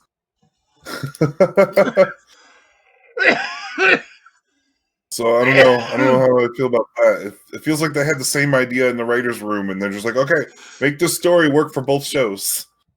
And that segues us perfectly into Supergirl, which dropped this morning.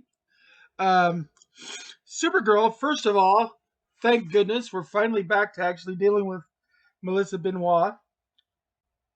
Yeah, she's finally in the show again. Got tired of the star not being in the show.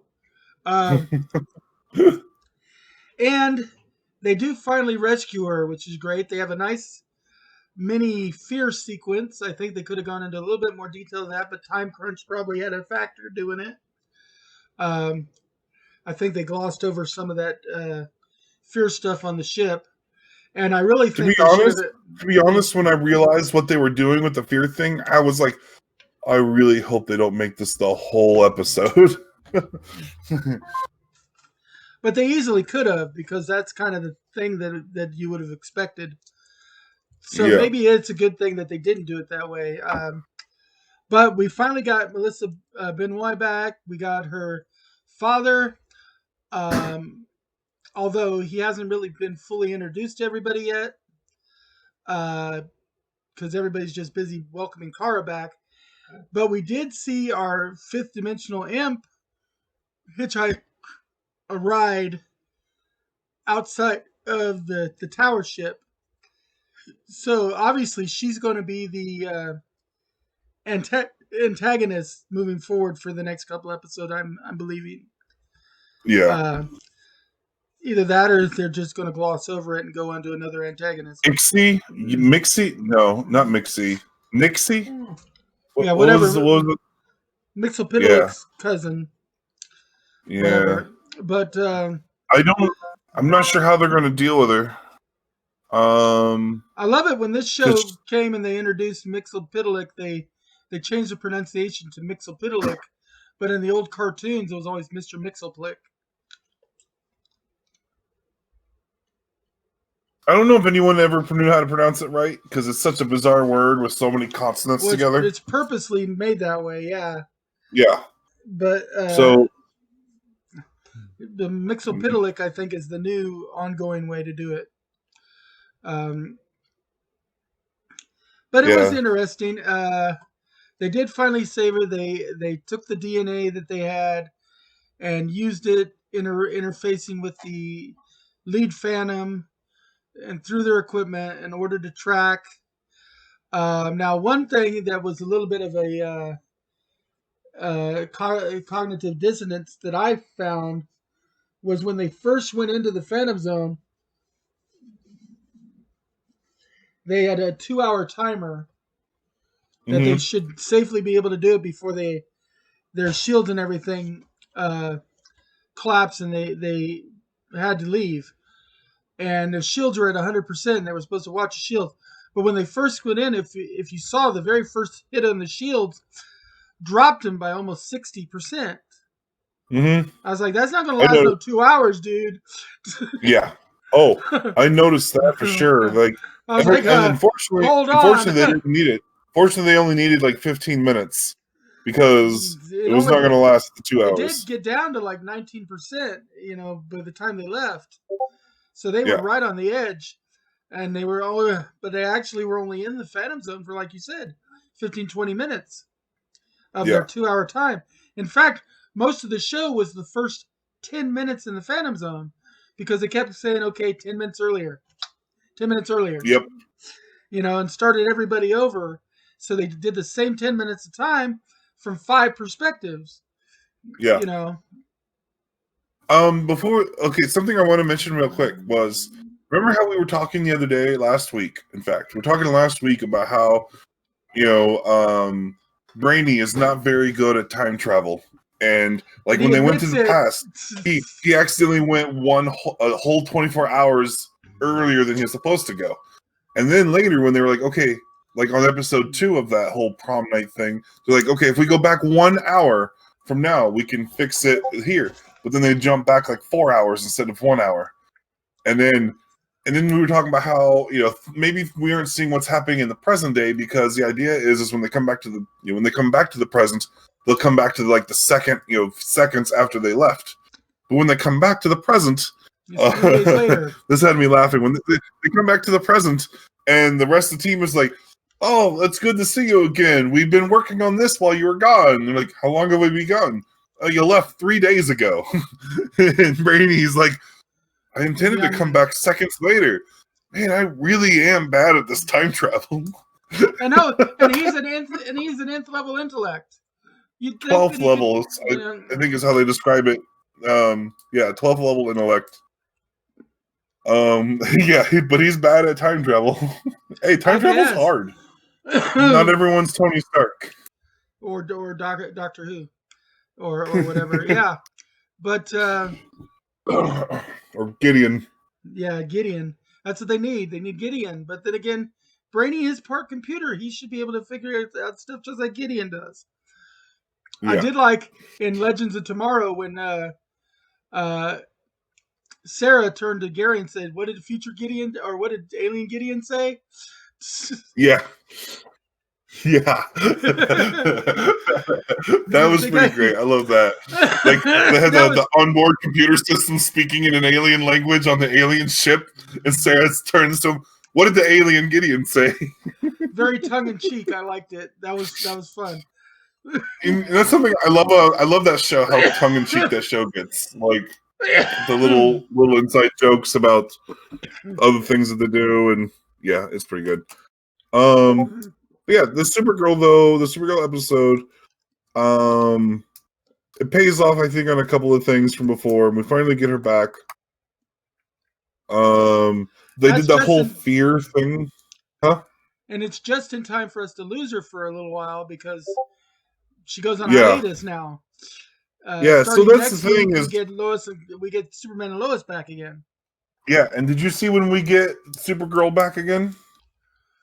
It's like in a month and a half or something, isn't it? 3 months. It'll She be just the end started. of August. It'll be the end of August before Supergirl comes back. And for her last. She just freaking started. Yeah, and then they'll have and yeah, I think it was like August 27th or something. It was like in the last few days of August. It was crazy. I mean, I I was know like, part of the reason is to sync them up in times with some of the other shows because it's going to be your last season and everything. But they're not doing crossovers, so why do they have to sync that much? I don't Right? know. So, Unless the John Diggle thing has some time sensitivity to it. so we got Superman and Lois returning next week. So brief touch on Batwoman. I'll briefly touch on Batwoman. They brought a villain back from Arkham. That the one female Crow, the girl that the main female Crow had caught when she was a rookie, like her first day on the job kind of thing, called the Clue Master. And he's supposed to be like a contemporary, like counter Riddler guy. He likes to leave puzzles and clues, and I guess he used to be a game show host for a game called Clue Masters or whatever. And he got upset because they were dumbing down the questions for the contestants, and so he broke away and started doing his crime spree, but leaving clues and riddles and stuff to stump the police. And his final clue is figured out by the girl from the Crows, and that's how she got promoted to be a major, detective in the Crows from cadet. Because like on her first day, she figured it out and put him in Arkham, and it's been driving him crazy the whole however many years he's been in Arkham.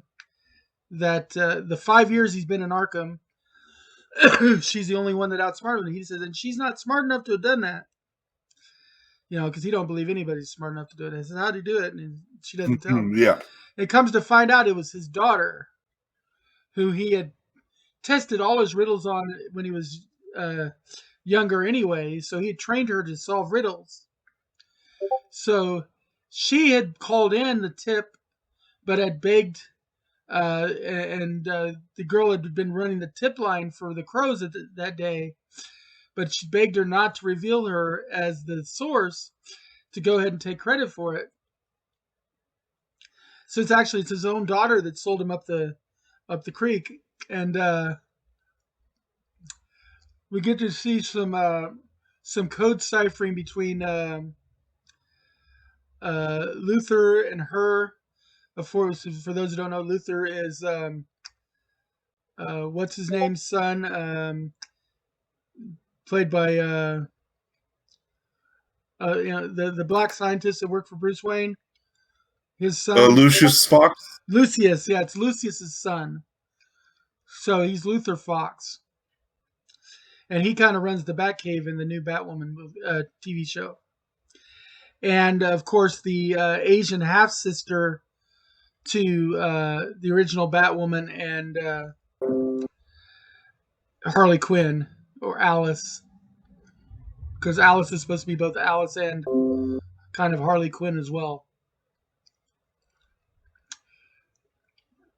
Which is funny because the actress who plays Alice played Black Canary in the original Birds of Prey TV show a few years back. Oh, really? Yes.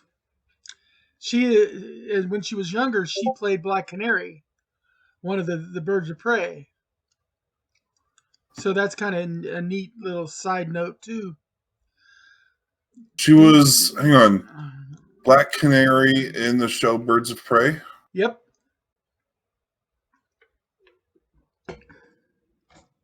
I'm trying to remember Black Canary being in that show. I remember it had Batgirl. The little blonde. Had Huntress, and then there was a blonde. There was a blonde girl with psychic powers or something. But she was supposed to be Black Canary. Really? Even though she didn't have any of Black Canary's powers of the sonic attack, she was supposed to be Black Canary as far as Birds of Prey was concerned. Oh. Mm-hmm. Okay. I know. She doesn't fit the Black Canary at all as far as powers go. But yeah, I was just thinking it's been a while since I saw the TV show, but I've seen the whole series. Yeah, I watched it several times. It's a great series. I wish it had continued.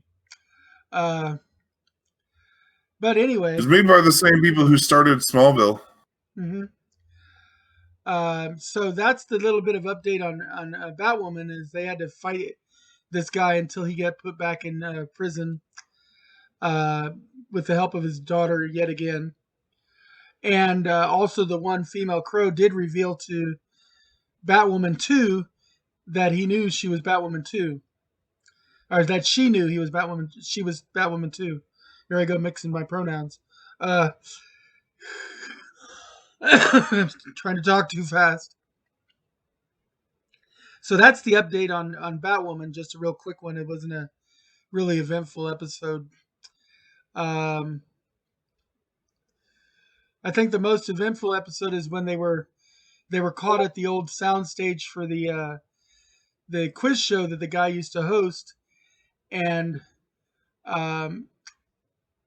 Batwoman 2 in her civilian guise and the Asian half sister are stuck on a pressure plate with the bomb ticking away, and he's got automatic quiz questions going off to give them more time before the bomb goes off. And so they're asking little questions about some of Batman's villains and stuff. And it even refers to the Riddler in the questions. One of the questions, it says he was basically in this case, though, the Clue Master refers to the Riddler as a poor, cheap copy of Clue Master instead of the other way around. Because, of course, the Riddler is the more classic Batman villain. So yeah. Clue Master would be the cheap copy. But, of course, Clue Master's not going to call himself the cheap copy. No way. Yeah. You know, but anyway, that's probably one of the best little Easter eggs in the episode. Of course, like I said, they're building up towards what was originally supposed to be their crossover for the year between that and Superman and Lois. So I don't know what they're going to do instead. But next, we're back to The Flash. Yeah, and I just barely got to finish watching that before our podcast. I was like, I got this show, I got to finish up. Yeah, remember, you said that you were finishing up The Flash there.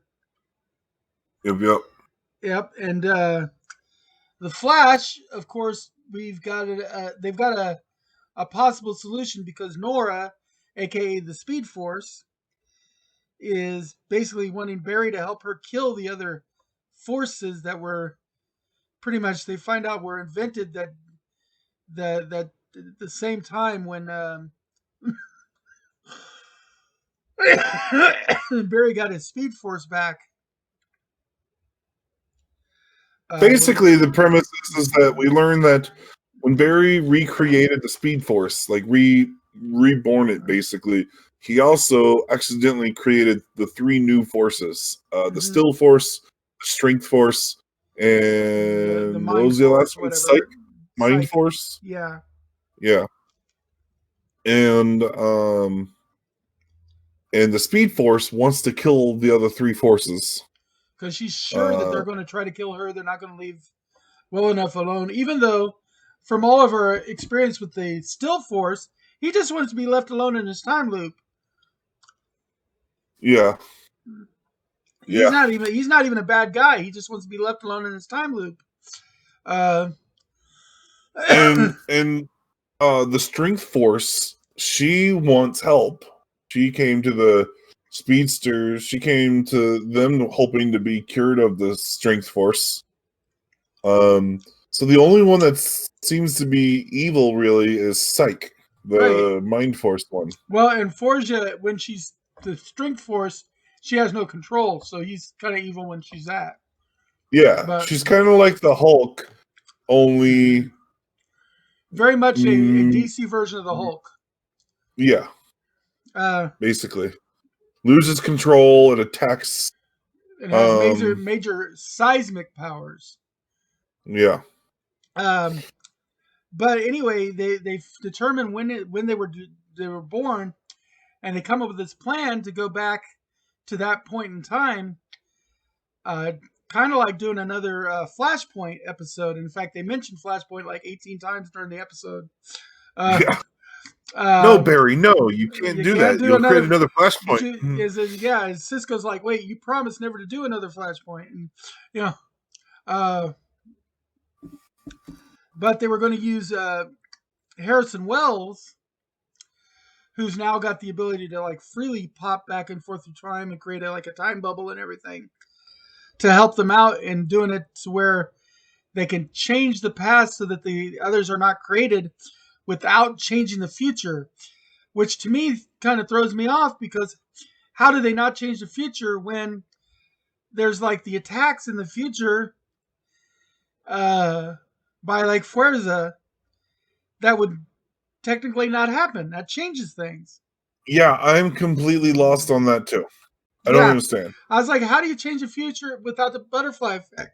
There's going to be a butterfly effect of some kind. Well, what they ended up doing is they made it to where they were taking the elements out of existence to where they were being birthed still, and then the timeline would still happen as it did, but then in the present day they would cease to exist, which is kind of a weird way of handling. That's what it seemed like was happening. I think that was part of Harrison Wells' bubble, I think. Yeah. But anyway, yeah. Then Iris said she wasn't going to get behind it. Yeah. Iris wasn't behind it. Cisco wasn't behind it either, but he eventually came back and was like, at the end, I disagree Cisco with you, but I'm going to help. Cisco started behind it and then changed his mind, and then changed his mind again at the end. And Captain, Sarah's dad, he explained it in Perfect Parenting, but I kept expecting people to explain something to Barry that would relate to the last couple of episodes, and they never did. Is taking away the powers like this, and taking away their choices would be tantamount to the same thing as taking Frost's powers away without her consent. Yeah. It would have been the same thing, and I kept expecting somebody to bring that up, because it's the same moral problem. Yeah. What right does Barry have to take it away? Yeah, like they fought so hard to keep Frost from her powers taken away from her by force. Yeah, and now Barry's going to use time travel to keep these other people from getting their powers. I guess he sees it as if he prevents them from ever getting the powers, isn't the same as taking them away. I guess. I don't know. Barry was coming off a little hypocritical this episode. Yeah. And, I mean, granted, Barry is willing to lose his own powers in the process if that's what it takes. But Barry's always been willing to sacrifice himself for others. That has nothing to do with it. The point is, he was taking away their choice. And yes, Fuerza, the host for Fuerza, might have been appreciative. But the host for the Still Force would have hated it. And we don't have any idea about who the host is for the Mind Force, because we never meet him. Yeah. And I mean, we know he's a bad dude, though, so far. But then I also couldn't help but think, why should he be treating the villain here like it's his kid, or any different than any of the other villains he's dealt with, Right. So the other thing that they don't go into is all the other forces have to have a human host, but not Nora. Nora is the Speed Force, and she takes on the image of Barry's mother. but who's her human host? You know, we Yeah, got to find out. I mean, is Barry kind of sort of the host? Is um, she unique in that she doesn't need a host? Excuse me. maybe she doesn't need a host because she's been around long enough. She just figured out how to exist in the physical world without it. I don't know. Maybe But yeah, because it she is was a a good force question. before. Because she was a force before, maybe. Or Yeah, we're going to find out in future episodes that there's somewhere out there is somebody that she's taken over as a host, and we haven't met her because every time we see her, she's as Nora, and she doesn't ever release control to her host. Kind of like how yeah, Psyche never seems to release control to his host. yeah, So we don't know what the permutations of this are going to be. We yeah, do know that they set up in this episode the fact that Cisco Ramon is leaving, yeah. And which the we actor did. I learned that the actor is leaving the show. and we knew that. Yeah, we talked Yeah, about it which briefly is- last week because we looked it up that he is leaving the show, and they set that up here because at the end he's like him and his girlfriend both looked at each other and said, I need to talk to you. I need to talk to you too." And they both blurt out at the same time, "I need to leave Central City." So they're both leaving Central City together. So we're not going to have Cisco Ramon except for possible cameos coming back, which he said also that he's willing to come back and do, but he's no longer going to be a show regular. We also know from earlier news that Harrison Wells is going to stop showing up even as little cameos. So this is probably supposed to be his last appearance in the show. Timeless Wells. Yes, Timeless Wells. I mean, because Wells, in one iteration or another, has been around since the very beginning of the show, just like Cisco. Yeah, You know, they even talk about, even though he's not in it, they talk about Wally a little bit when he's talking to the captain about things, and the captain's explaining using dad speak, explaining what it takes to be an actual parent, and how you yeah, have to let your kids make their mistakes. You got to let them do it, you know. And that's the thing he did with Wally, and he tried to force things with Wally, but eventually Wally turned out to be a really good dude and everything. But that was the whole permutation of everything. Oh shoot, we're down to like 1 minute left in the show. Did we have anything else to talk about this week? We didn't have any show to do. The next drop from HBO is Friday. It's that Angelina Jolie movie. what's Which one's that? Hold on. Let me get it again. IMDb. yeah a new Angelina Jolie movie launching on HBO Max next week or this week? No, Friday it'll be, and it's called "Those Who Wish Me Dead." It's the "Those Who Wish Me Dead" movie. It drops on Friday. So we'll have an Angelina Jolie movie to talk about next week. What's the premise of it? Is it something? I'm not 100% sure. See what IMDb says about it. A teenage murder witness finds himself pursued by twin assassins in the Montana wilderness, with a survival expert tasked with protecting him, and a forest fire threatening to consume them all. Huh.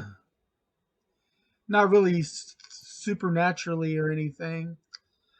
Yeah, Not directly what we would necessarily look at as our kind of movies. So who knows? I'll watch it, yeah, see if I like it or not. But it's not going to be like directly something that we're real hyped about. yeah. So the next one, I think the next drop that we care about really for HBO Max is going to probably be Suicide Squad. When's that come out? Man, I'm looking forward to that. Uh, The James Gunn Suicide Squad. Yeah, I think so. It looks fun. Did you hear that Margot Robbie's trying to convince WB to bring in Poison Ivy for a movie with her? That would be great. Wouldn't it? I would love that. Yes. That's the classic team up. August 6th is Suicide Squad. Okay, there's so we got got to a be little some bit. other good stuff before then. Let's see something really quick. HBO.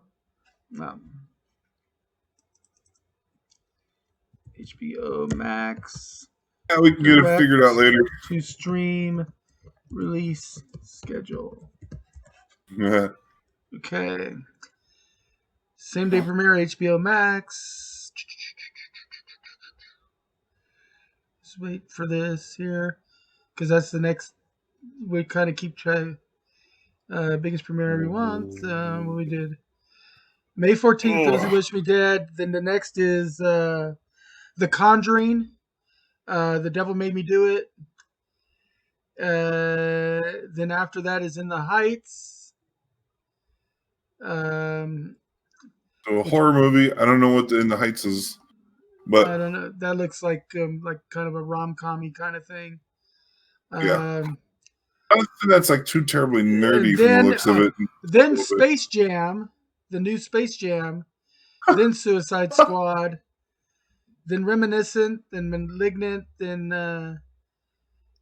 Did you hear Saints of Newark? Then Dune. Okay. Did you hear the controversy of some people being upset about the new Space Jam movie, the female bunny not being sexy enough? Like there were seriously guys on the internet. Space Jam? Yeah, there was guys on the internet that were complaining that the cartoon bunny, the girl cartoon bunny, wasn't as sexy as she used to be. And then they were comparing it to fan art that someone made. Well, I mean, that was one of her primary idiosyncrasies of the first movie, is she was extremely sexy. And she wasn't that sexy, no. Yeah, but she was supposed to be like a total heartthrob for Bugs. And yeah, maybe. They played into the whole Vixen thing. But they didn't have her drawn out with like huge boobs and no, they didn't and everything. Yeah, they didn't overly sexualize her. Yeah, they didn't overly sexualize her. But there was like a fan who made an art, who made a piece of art that shows her that's more exaggerated, to look more humanish, feminine, sexy. And guys were comparing that picture, that fan art picture, to the new movie, going, "Where'd her butt and boobs go, man? They're ruining everything by being politically correct." And like, she looks almost the same as the original movie. She does look the same. I'm looking at the side by side right now. Yeah, they're just, she's not. She's a little less curvaceous. What's happened? But somebody has convinced other people that his fan art is the original art, and they're not looking back and watching the movie, so people are just taking it at face value and thinking that it's so bizarre to me that it's so bizarre to me that there are men on the internet who are upset that the cartoon bunny in a kids movie isn't sexy enough for them. Oh, it doesn't surprise me at all. This is just like, what is wrong with people? Probably the same people who complain every time a Mortal Kombat female character gets redesigned. Oh yeah, every time they put a shirt on a female Mortal Kombat character. Well, all these people are thinking and complaining and bitching and moaning that political correctness is screwing up their shows. No, you're screwing it up by the fact setting that the internet on fire. The political correctness having to be done is in direct response to people like you who are trying to overly sexualize something that's supposed to be a fun family show in the first place. It's not made for you to drool over the bunny. It's made for kids to watch their favorite basketball stars play with the Looney Tunes. That's the purpose. It's the whole purpose of the movie. It's that. Go to fucking Tumblr for your other shit. If you want to see fan art sexualizing cartoon characters, trust me, There's all kinds of it on the internet. Go there. That's what the internet's for. The internet Yeah. is for porn, not kids' family movies. And I wouldn't have even thought about it in the original movie. Well, I don't even remember when the original came out, but I wouldn't have picked up on the sexiness factor if it weren't for the sexy saxophone music that played every time she walked on screen. Well, Yeah. and Bugs' reaction, which was part of it. That It too. was part of it. But that was the whole thing. It was Bugs that was supposed to be it. Yeah. And the whole thing about don't call me babe or don't call me doll. Don't ever call me doll. That was her that was her catchphrase. You know, but she ends for the up time, being- she was a fairly assertive and confident female character. She was very confident, and yet she still rewards Bugs with a kiss at the end and stuff and becomes like his love interest. But she was the only teammate other than Michael Jordan who actually knew how to play the sport, also, No if shit. I recall. No shit. She came in and could actually play. You guys remember this movie better than I do. I just rewatched it again. Did you? Yeah, just I have in to. the last I couple was weeks. thinking about. I was thinking of rewatching it. Is there a place to watch it? Like, well, I won't have to pay extra for it. Is it on like HBO Disney Max. or HBO? It's on HBO Max. The original movie. Yeah. Uh-huh. All right. Yeah, I'll have it's to on watch Max. it before the new one. I'll have to rewatch the old one. That's one of the reasons I watched it, because the new one's coming out. Even though it's going to be a different storyline and stuff, I wanted to watch it again because it's just a fun, guilty pleasure kind of movie. I feel like the new one might have a few nods to the old one. Oh, it's gonna. It definitely will. Even though it's going to be a different theme, in this case, they're actually going into the virtual world.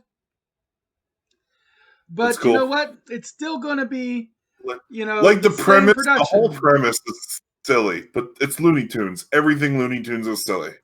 Like that's the nature of it. I missed out on the Tom and Jerry movie. I don't think it's on HBO Max anymore, and I didn't get to watch it. I watched it. It wasn't great. It wasn't great. Oh.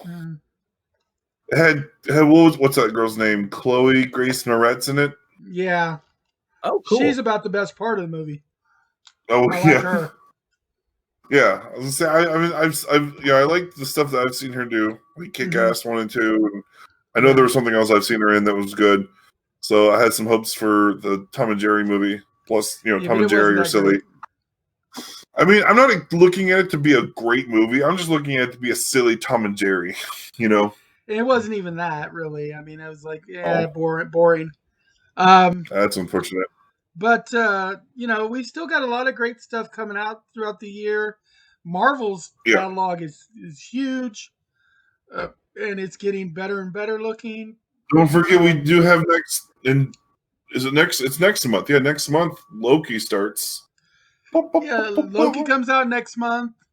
Something we might want to think about. About. Those episodes are going to release on Wednesdays. It might be hard to get those watched in before we do our podcast. Well, we're probably going to do like we did with the Mortal Kombat. The week it releases, we're just going to mention it and say we'll do our spoiler the following week. Yeah. So, anyway, I think it's about time to wrap it up. We're a little after 10. Yeah. We kind of went on about some other things. So, the show from last week is up on YouTube now. This will be up in the next few days.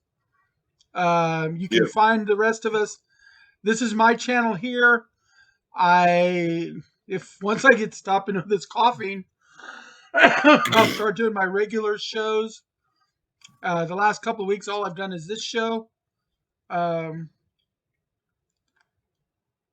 I'll be back playing old school RuneScape. Hopefully this Saturday morning. I should have the rest of this over with so I can do it. I know the following weekend I'm going on vacation for a weekend down to Fayetteville just to get out of town for a weekend. And I might not even bring my laptop. So that Saturday morning, I'm probably not going to broadcast. I might bring my older laptop. Who knows?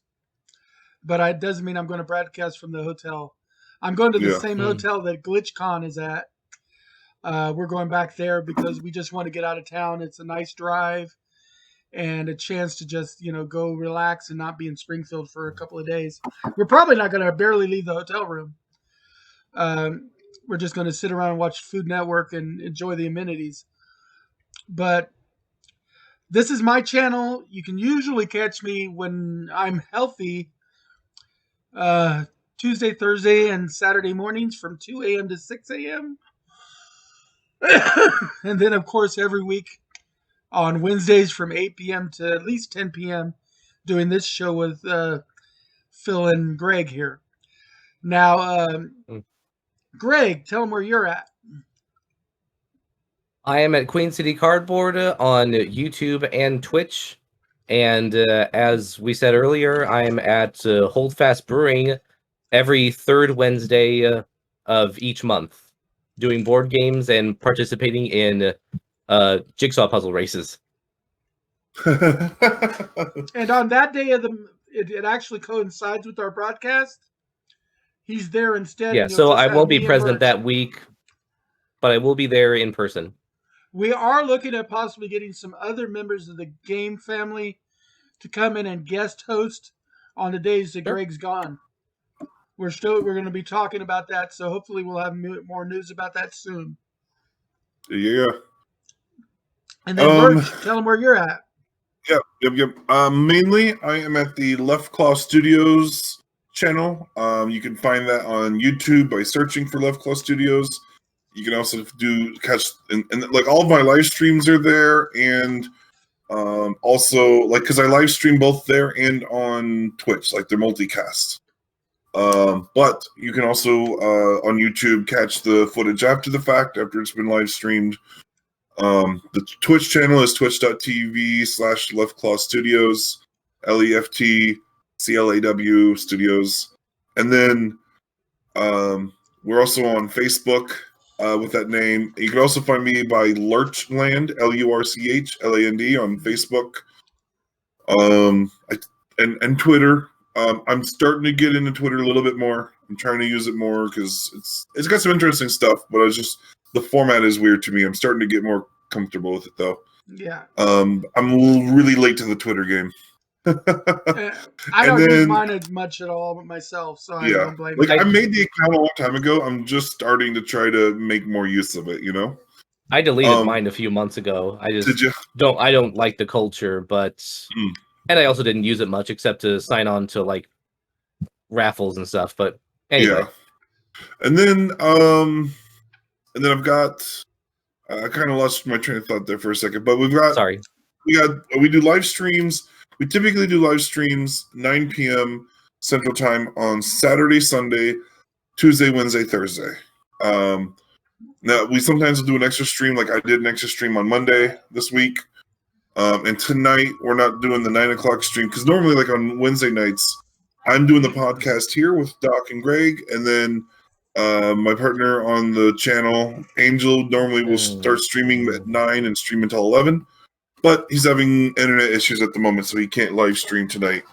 And he actually messaged me a little bit ago, asking me if I could stream in his place. And I was like, I've got the podcast, and by the time I'm done with the podcast, and then by the time I can get my equipment set up and ready to live stream off of my PS5 or the Switch or something, there'd only be like 20 minutes left of the time, and I got other things I'm needing to do, so I wasn't really prepared for that. So there probably won't be a gameplay live stream for tonight, but I will be streaming some tomorrow. Should be some more Final Fantasy 14. So I mostly been doing Final Fantasy 14 and then sometimes other things in between. I wanted to stream, what's that game? Mass Effect. But there's been talk about Warner Brothers wanting to do a Mass Effect movie, and so they have the music rights and can copyright strike people for playing the game with in-game music on. I kind of off anyway, so.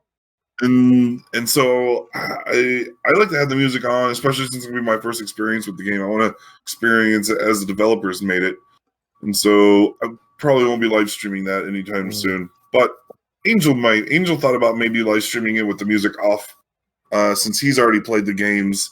several times through. It'll be my first experience. And I think that's it. and Greg on his channel plays board games and also some of the story-driven RPGs. I think you do them Thursday nights or Thursday mornings, 10 Thursday mornings. 10 a.m. to 10 a.m. to typically around 1 p.m. I've been working my way through Call of Cthulhu, the video game, and it's going pretty well.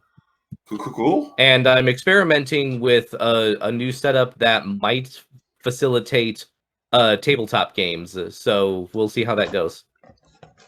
And we're looking into possibly doing some one-shots later with us and maybe a couple of guests here on this group, maybe on a different day or instead of the podcast one week. So keep tuned. Yeah, we'll see how it goes. Keep tuned in for that because we've got lots of little games, especially Greg. Yeah, I've got RPGs. I've got RPGs I still haven't played that I've had for years, and I backed the Kickstarter to Urban Shadows 2nd Edition, and tried to run a one-shot of it at AuroraCon, but didn't land. Speaking of which, there was a con this last weekend in Aurora, which unfortunately only had about, what'd you say, 12 people, it seemed like? It seemed like about a dozen people. Yeah. So people are still a little hesitant to get out, so don't necessarily pack all your bags and make all your plans for your conventions this year. Yeah, that's why I'm trying to get more info on what Gen Con's going to be doing. And keep tuned here.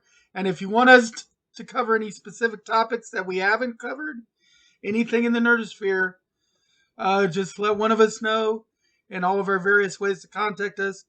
If push comes to shove, go by Holdfast Brewing Company on Wednesday, third Wednesday of the month, and just tell Greg straight out, hey, you guys need to cover this. Or show up anyway, because they've got really good beer and they have really good food trucks. Yeah, but if you need an excuse, there's your excuse. But you really shouldn't need an excuse. All right. If my coughing reflex would just calm down for a second. I'm 99.9% over this. It's just getting the last little bit out of my lungs.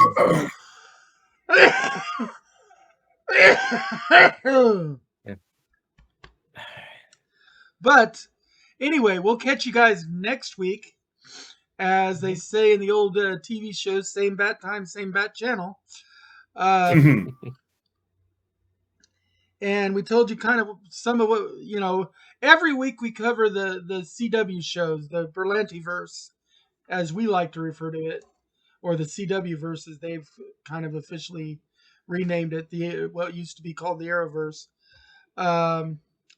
So we cover those every week, and we try to cover at least the direct to HBO movies that are in the Nerdosphere anyway. I mean, I was going to say, we did the Mortal Kombat one because it's based on a video game. The other movies that we have on there, until maybe Space Jam, I don't really feel like they really fit in the Nerdosphere quite as much. So maybe we'll skip on those. But yeah, I'll watch the Angelina Jolie and see what I think of it. But I did see The Matrix 4 supposed to come out on HBO Max in December. Yeah, that's further ahead than what we looked. That'll be one to talk about. We got Suicide Squad. Also for those who do have HBO Max, if you missed out on it the first time, they just brought Wonder Woman 84 back. So you can watch Wonder Woman 84 again on HBO Max. They had put it up on Christmas Day and had it for a little while, direct from theaters, and then they took it away. Okay. They just put it back. So if you missed that first window, you got a window again to watch it. So that's good to know. That's another one that I think our viewers especially would be interested in. And it's worth the watch. It is. All right. Well, if we had been running our show at that time, we probably would have covered it too. Anyway, we're gonna call it quits here for tonight. Everybody have a great time. May all your rolls be 20. and finish him. Fatality. Anybody else? All right. Good night, everybody. Oops. No, I don't want to do that. Cancel that. It was trying to. I want to log us out. I hit the wrong thing.